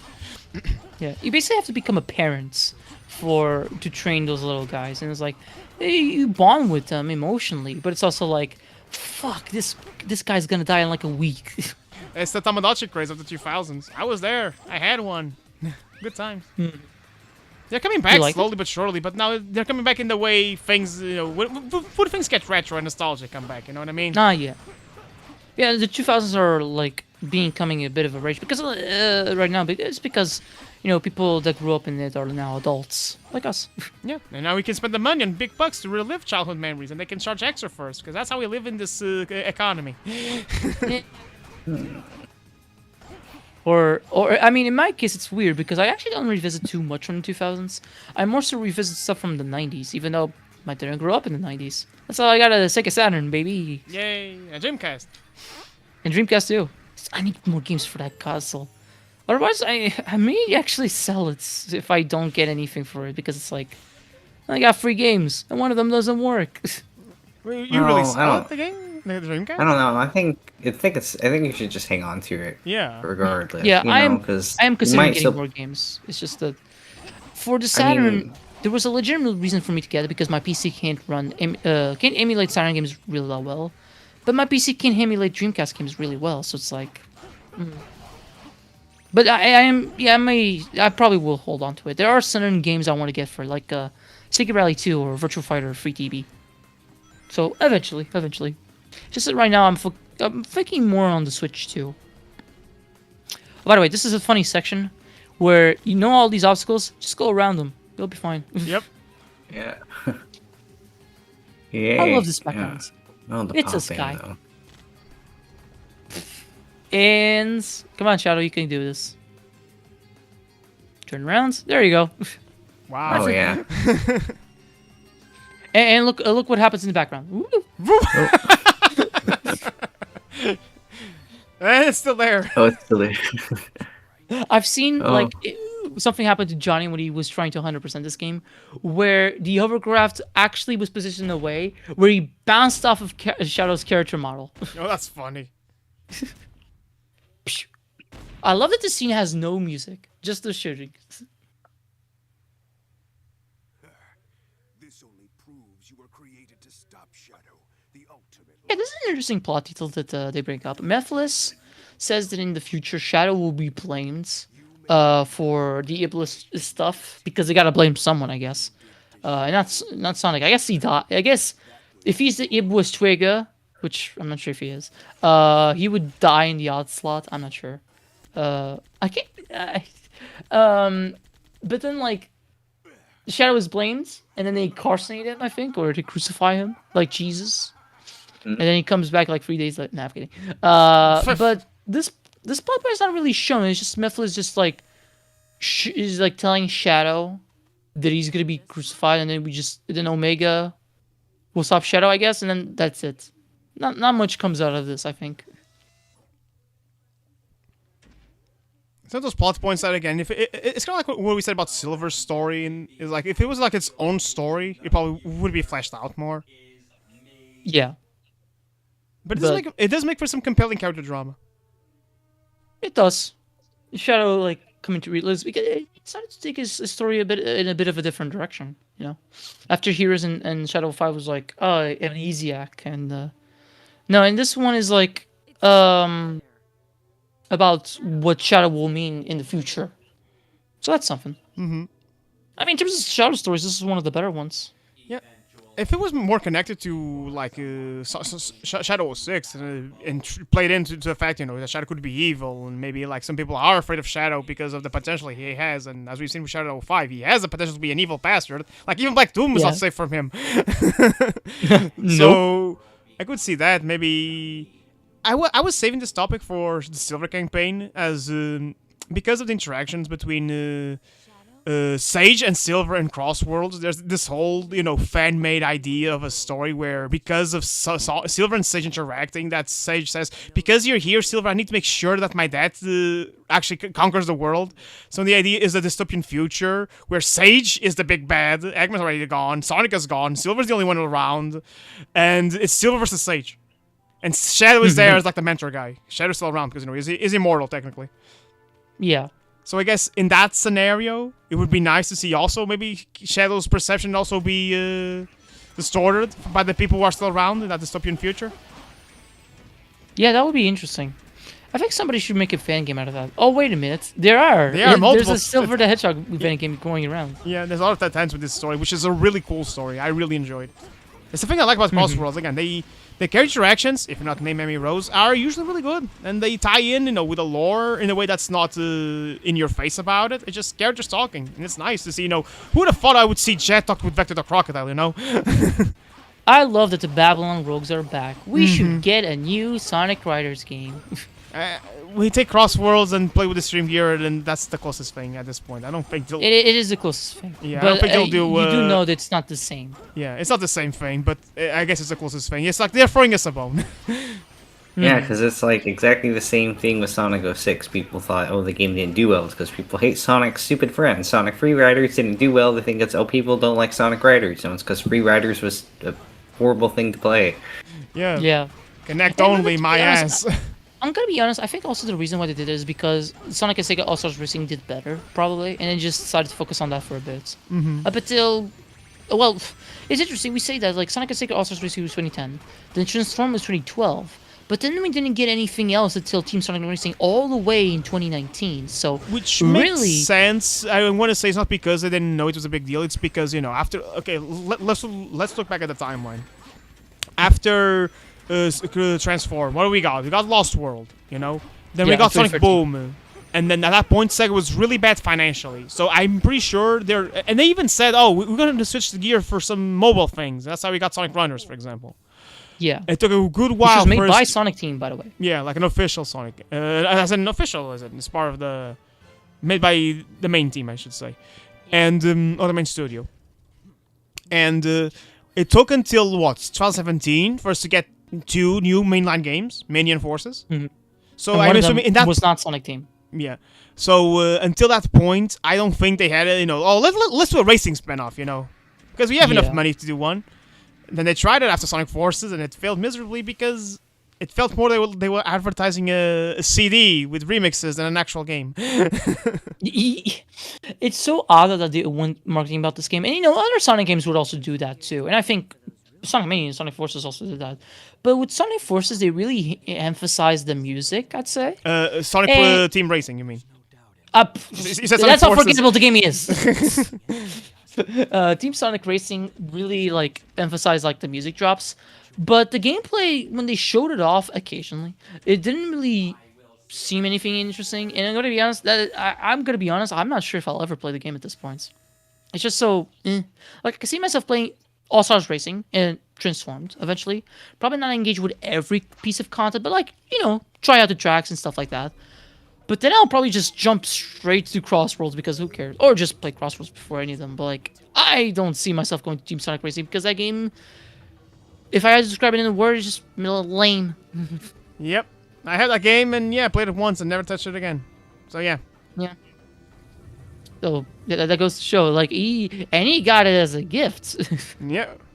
That's my parents. They know I like Sonic, so that's all that matters. Yeah. They gave me Sonic Forces for my birthday on 2020. You know what? I actually was happy to get Forces. Yeah, I got Forces, and it was the edition that still had, the little concept bonus. artwork in the cover, and also you could get the codes for the Joker costume, the AI costume, the Knight's I costume. never got those actually. Yeah, so it was actually a good version. So I was not upset. Sonic Forces sucks, but my parents' gift was the thought that counted, and that thought counted a lot to me, especially it was 2020. You take what you can get in 2020. Yes. Yeah. In that year, my parents, I actually don't know what they gifted me. I just know that one of the gifts was actually, I got it for myself, and I said to my dad, pretend that it was you that gifted me. Oh, It was Bloodstained Ritual of the Night on Switch. Stain. I'm gonna be honest, I think I've talked about this with you before, but I don't think I've ever said it in the commentary, but even though I'm a Castlevania fan, and I did enjoy Bloodstained, both Curse and Moon and Ritual of the Night, I don't have the same spark for Bloodstained as I did before. I like Curse of the Moon, but when I finally got Curse of the Moon 2 years later, I was just not feeling it anymore. And to be honest, I don't feel like replaying Ritual of the Night. But Castlevania, I'm like, ooh, Castlevania, yeah, Belmon's Curse, oh hell yeah, let's go, I guess you're more connected to Castlevania than Bloodstained of the Night. That's the reason why and the thing is, we have a lot of spiritual successors that the idea is to fulfill the empty void that these franchises left behind. Yeah. That's why we got my number 9. We got Bloodstained Ritual of the Night. We got Ukulele. I forgot the name, but I forgot her name. The VTuber, the Dragon VTuber who's big into Star Fox. You probably know her, Rhino. Amelia? Kiryu Coco. Yeah. Or, no. No, Amalia Solaris. Yeah, Amalia Solaris. The Dragon VTuber who's really into Star Fox. Yeah. She reviewed a recent game that was about, trying to be the Star Fox spiritual successor. Even I am playing a spiritual successor of Rayman 1, Connie and Incest of Chaos. Which is it's a good game. Make no mistake, I'm loving that game. But for some people, these spiritual successors will fall into the trap of, playing it too close to home instead of being their own thing. With my number 9, and my number 9 had other problems.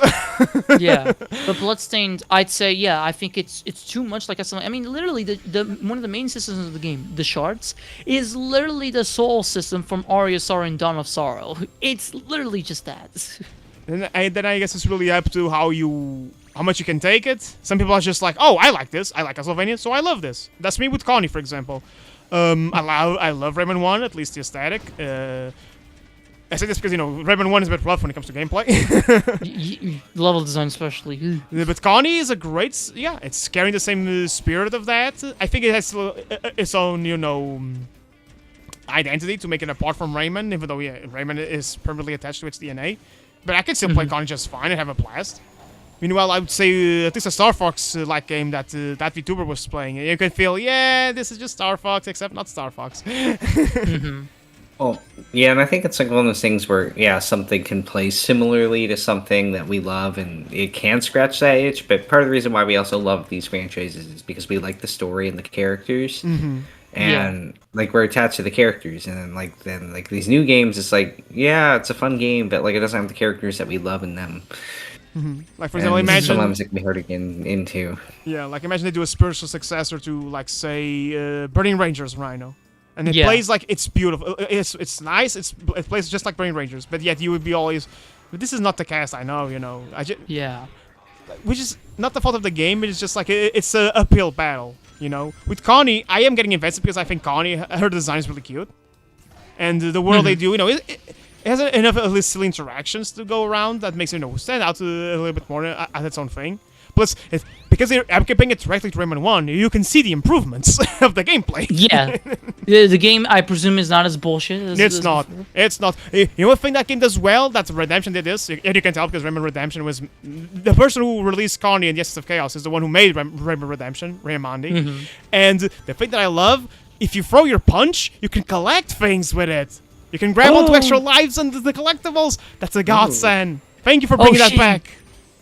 Like when I played Rayman 1 again on the Anniversary Collection, I'm like, oh my god, this changes completely how I look at the level because I cannot grab to the extra lives or the Electune. Like, oh no, this is rough.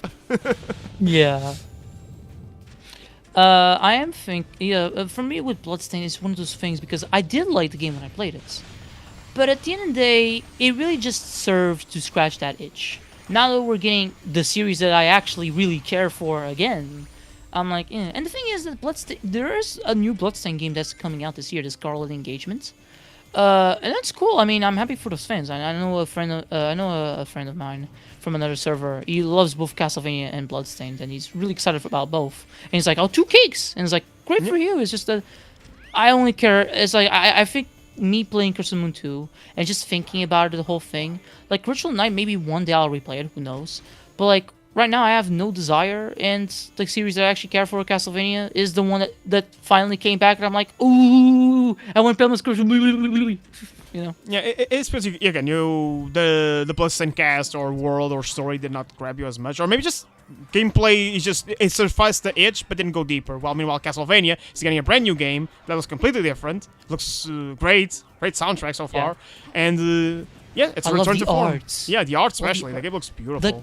So Ayami Kojima didn't come back, but who they got is the goddamn character art. Like, I can't say he's the main character artist, but he's like one of the character artists for the original Zelda games, Zelda 1, Zelda 2, and his artwork is beautiful. I love it. It's so nice.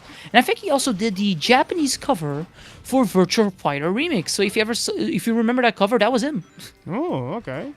Yeah. So god damn, it's like, and I love it. And the gameplay, it's like, oh, we're doing search action, but we're also incorporating some stuff from Super Castlevania 4. It's like, that's my favorite Classicvania. Holy shit. So it's like hitting the right spots. The other thing I'm like a little bit concerned about is just how the Switch version will perform. They already said it's 30 FPS instead of 60, but I do. But it probably will run well. I did see screenshots on the eShop. I was like, "Oh, this resolution is low." Oops. Is it coming to Switch 2 or just Switch 1? No, just that's the thing. It's only Switch 1, and they haven't like no Switch 2 free update, no upgrade pack, no nothing. Maybe Switch 1. hopefully in the future then. Hopefully. I hope so too. They did originally. It seemed like the Switch 1 version was not coming out day and date, but they eventually confirmed, "Oh yeah, it is coming out the same day." So I guess they were able to just squeeze that in. You know. I hope it doesn't run badly at least. Yeah. It is. I hope it is a stable 30 FPS. I hope it's not Sonic Frontiers on Switch. There we go. That's my main go-to. Yes. And it's like I probably will still have fun. I mean, that is the version I'm getting simply because my PC isn't good. I don't have a PS5 and I don't have Xbox Series. And that's the interesting thing as well. They're putting game on Switch 1, but not PS4.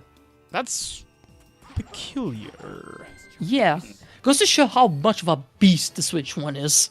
Like, that console is now the second best selling console of all time, and it's coming soon to India and Indonesia. Especially India, that's a big ass market. That shit will surpass the PS2 soon. No. Sony will find there was other copies of the PS2 that were not there before, and now they should add, and then the PS2 will win by 1 copy. Damn you, Jim Ryan. I know you're not the CEO anymore, but damn you. And Herman Holst. God damn it. Sony. You're being kind of stupid right now. With a lot of things. Do we want to discuss that? I'm I'm just disappointed. The freaking old digital only. It's so funny because at first it's like it was like bombs being dripped slowly. First, GTA 6 is only digital, and there's a deluxe version that has actually gameplay content locked behind it. Okay, That was strike present one. in previous games, by the way, from what I've heard. So even worse. I didn't know that actually. That's even worse. Yeah, from my understanding, I think character customization and vehicle customization was like a thing that a lot of people like to do with previous. Yeah, GTA like I remember that in games. San Andreas, and GTA 5 definitely has that. So Yeah, so they're locking that behind the deluxe edition, which is $100. Yep. And so they're like, oh, now we're seeing a bigger investment of people doing only digital things, so it's gonna be digital only. My guys, there's a big investment because GTA 6 is a big game and it's only digital. Like, It's just the more I thought, like when that news came out, I was like, oh my god, it's so bad that GVG, Good Vibes Gaming, the YouTube channel, Yep. like they don't normally curse in their videos, but they started that news video with fuck. yep, I Fuck. felt their despair, and I felt the same. So I'm like, what the fuck? I've already said it multiple times, but like, PS5 I still want to get a PS5. I never got a PS4. PC is not powerful enough. There's still games on there that I want to experience. But fuck, man, I ain't not getting a PS6 because let's run down the list. One, that system will easily be over $1,000. If not 1,000, then close because of all the data, RAM, storage, shortages going on. Second, they barely will have any exclusives because it took you so long and they wasted this generation with a lot of live service, and they still said if you want to do a live service. So, nah, count me out. And third, now this, just all digital future, no physical copies, not even for the die-hard collectors. Fuck them. If music can still have vinyl, if movies can still have limited edition Blu-rays and 4K Blu-rays, why can't games get physical copies?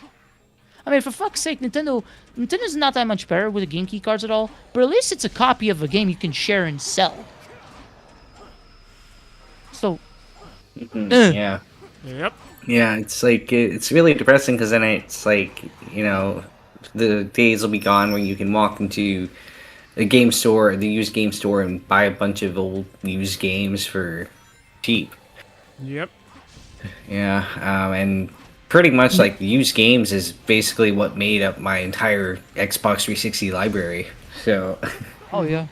Same here with a lot of stuff. Like most of my games are used in some capacity. I mean, my Switch 2 games are, well, Donkey Kong Bonanza is not used, but I got it for cheap. But Kirby Air Riders, that's used, and other Switch 2 games will probably be also used as well because it's too expensive. Yeah, like things are getting pricier in the used market. Again, we said this before, not in the commentaries, but like how it's a bit sad that you have to go, to the secondhand market to actually get games at a good price, considering the economy. Yeah. Yeah. Of our countries in this case. But at least that's still an option, The fact that in Yes. the future everything's gonna be digital, it completely kills that. It kills that that chance of getting a product for a hobby at a good price. Just because the corporations are greedy. Which is, Yeah, like supposedly digital games are supposed to be cheaper, but Sony, nah, they won't drop the price. No, it will still be 70 or 80. Who knows? It'll be whatever the fuck they feel like that day. Yeah. It's just upsetting. And the worst thing is that, considering the current digital laws, you can't really own those games.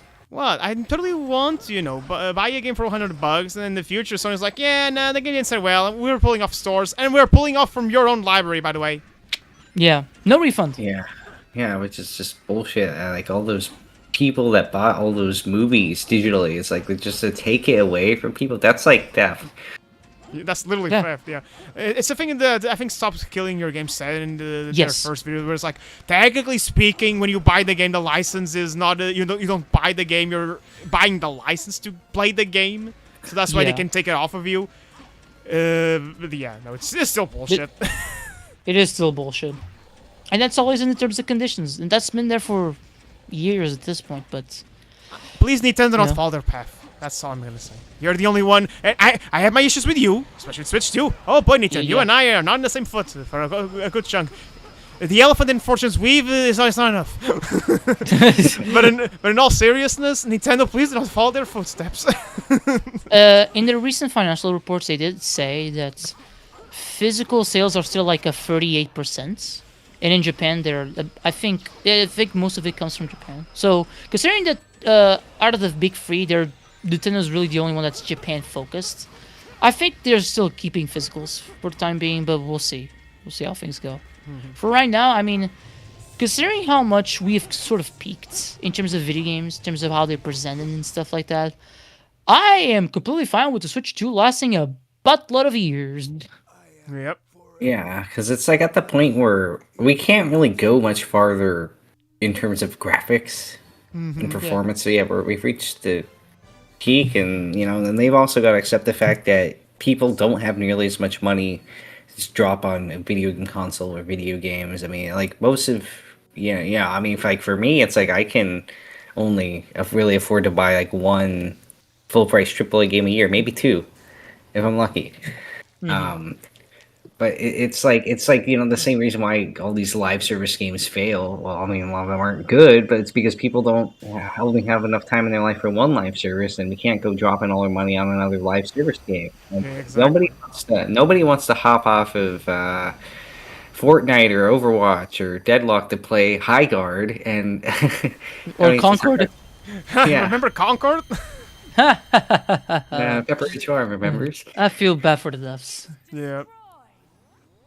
Because again, I'm not saying these live servers they don't have merit. I'm pretty sure there's going to be developers who are doing their best there, and there's probably going to be fans of those games. It's just live service games. Marvel Rivals took off. Yeah, like there's definitely a market for it. It's just like Klaus said, the live service player will not go more than I want to say at least 3 live service games, at most. Look at me. I'm playing Fire Emblem Heroes. It took until Uma Musume to actually get another gacha game. You know what I mean? It's kind of similar. Yeah. And I just don't play live service games. Like I did end up, I test drove Fortnite in the early Switch years, but then I uninstalled it because it was not for me. The one that I really did play for a bit was Fall Guys, but eventually the online was not working well for me anymore, and I just decided, I'm good, and I just never played the game anymore. I mean, Fall Guys is one of those that I'd be fine with going back to it, but I think that should go to show that I don't really play many live service games. Yeah.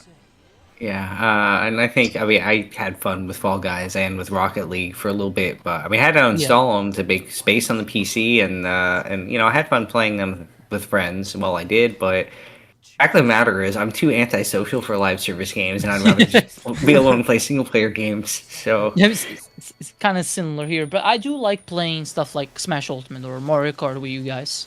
That's always fun. Yeah, for sure.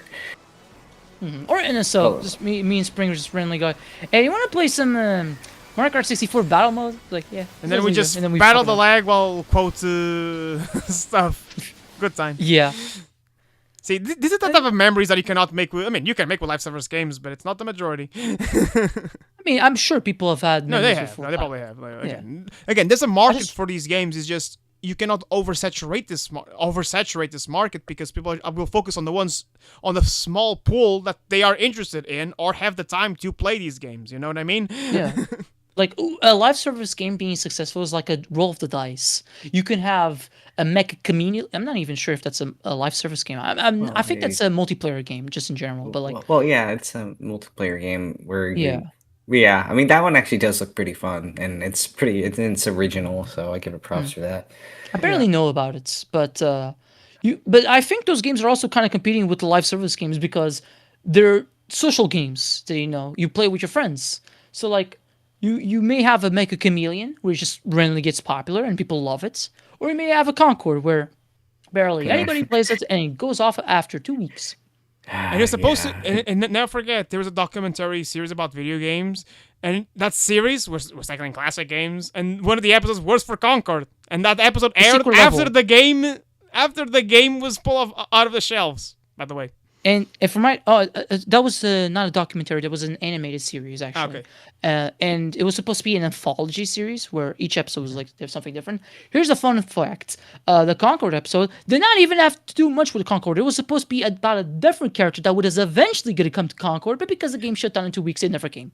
Yeah, which is pretty funny. But like Concord's especially sad to me because I was looking at the concept art for it, and like it really looked like it should have been like this single player sci-fi RPG, which is a genre that is kind of like a little bit lacking right now, considering Mass Effect is no longer a thing. Well, Mass Effect 4 is in development hell or whatever, and like Mm. if they had made Concord a single player action RPG space opera epic thing, I think it would have done a lot better. And then they could have built a multiplayer option on the side. Remember when single player games have had multiplayer options on the Yeah, side? Yeah, Like, good Uncharted. times. That was literally. I didn't even know Uncharted had multiplayer modes until recently, but it had. If from I heard, they were good. You know, so like I still remember like GoldenEye. Like I know this is an old one, but like like people. Spring, remember George Wood when he said a Yeah. lot of people don't play games with multiplayer offerings. The game's multiplayer ended up becoming one of the most standout features about it, but a lot of people still remember it single player because it was a faithful adaptation of the movie, where it was a first-person shooter on Nintendo 64. Uh, with objectives for you to complete for per level, so for you to actually beat it, and ended up becoming the basis for Perfect Dark. So that game is fondly remembered, and people liked it. Uh, Now I wonder. I know Fortnite is very big right now, but I do wonder what is it considering it's a live service game. It's always online. What will happen if that game servers? I'm not sure that it will happen anytime soon, but like when what will happen if those game servers are shut down? Everything will be lost. yeah, Unless everything will Stop be a Killing lot. Games becomes a thing and they give you Yeah. single player offerings. Or this is a very peculiar example. Or they do what Nintendo did with Animal Crossing Pocket Camp, which is the Animal Crossing mobile game, which was free to play but had microtransactions. What they did when they ended terms of service, they released the game as a full package game. You can buy the game now for as a full price game and you get everything. If I know. So best case scenario, they go this route. Worst case scenario, yeah, just shuts down, and that's it. Forever. Maybe considering they'll a- throw us a bone because I know what happened with some World of Warcraft servers back then. Like some fan mates would just keep the servers going. So maybe Yeah. they throw us a bone and they say, "Oh yeah, we're not going to continue on. The game's offline, but if you can make your own servers, you can play it just fine." Maybe. Or the most likely option, yeah, everything just done. If that happens, that's like because Fortnite is being the game of this generation, pretty much. I don't play it, but like it's been like a lot of kids love it. It got Imagine Sonic the if- Hedgehog now, guys. You get Sonic the Hedgehog. Yeah. It's trying to appeal to us, the Sonic fans. Yeah, that won't convince me. I won a victory alive once by using balloons, and I'm good. But like, if that happens, like all those kids that become adults in like a couple decades, they won't have a game to go back to. Or show their own kids, yeah. Yeah, that's very unfortunate. Like we still have games that we can show to our children or to pass down, but others, no, they don't. That's sad. But hey, at least we have a huge library of old games that we can experience. Like Sonic 06. Yep. Yeah, Yeah, Sonic What 06. Thanks. That was the Shadow part. What do you think of Shadow Story? The Shadow story is definitely the Shadow the Hedgehog 2 that we didn't deserve. No, it's the Shadow the Hedgehog 2 that we didn't want, but it's the one that we needed and the one that we deserved. And I'm glad that we got to see that story. It's See- definitely the most well put together story in all of '06 in all the parts. I Agreed. think. There's See, things guys, that I probably never could. became a live service game. Again, maybe some things could be more fleshed out, like we said with the Omega part. But I think in terms of a story, which is again the thing that I can comment on, because I haven't played Sonic 06 and probably won't at this point. But Shadow story definitely feels more fleshed out. There's a nice character arc for Shadow that meshes well with his previous stories. Rouge and Omega are there, and they all have their funny moments. There's a misread Silver and Mephiles. Mephiles big dumb plan aside, notwithstanding. But as its whole, the story of Shadow is good. It's a good story. Some even say maybe better than Sonic Shadow 06, 05. But as it stands, it's a good Shadow story. In terms of gameplay, I don't know. You tell me, Rhino. Or you tell me, Klaus, too. Yeah. I guess you start, Klaus, with the gameplay. Yeah. Yeah. The gameplay. Yeah. I mean, like I said, I like a lot of the gameplay. I like how Shadow handles in this game, right? But like, of course, the biggest groupings are like, oh, he's not very fast, but nobody's very fast in this game except for the Sonic Mach speed sections. I think Shadow's moveset could have been a little bit better, like the Chaos Sphere could have been more useful, and I remember the Chaos Blast being really sad, especially compared to Shadow. Hmm. At least like with Shadow, they attempted to give him variety with the vehicle things, but then of course Shadow Generations came in and basically improved on all these concepts exponentially. So like there were good bones here. It's just wasn't very polished. But overall, I think the Shadow parts are very fun to play. And of course, Shadow's carrying the franchise on his back again, as always, Yay! as he's been doing for a long time now. So thank you, Yeah, Shadow. my back is hurting. I think Shadow's gameplay is okay, but it does leave a lot to be desired because most of the time you're just homing attacking enemies over and over again. But level design is still good. Omega is just fun to break, and Rouge just kind of exists, to be honest. Bombs, okay, why can't I kick? And Yeah, climbing walls may potentially break. You guys saw it. yeah, It was kind of weird. yeah. But Shadow, the vehicles are harmless. I actually kind of like the vehicles, but its chaos powers are meh. So it's a story. And that is the second part of Sonic 06. I hope you guys enjoyed, and see y'all later. Later. Bye. Adios!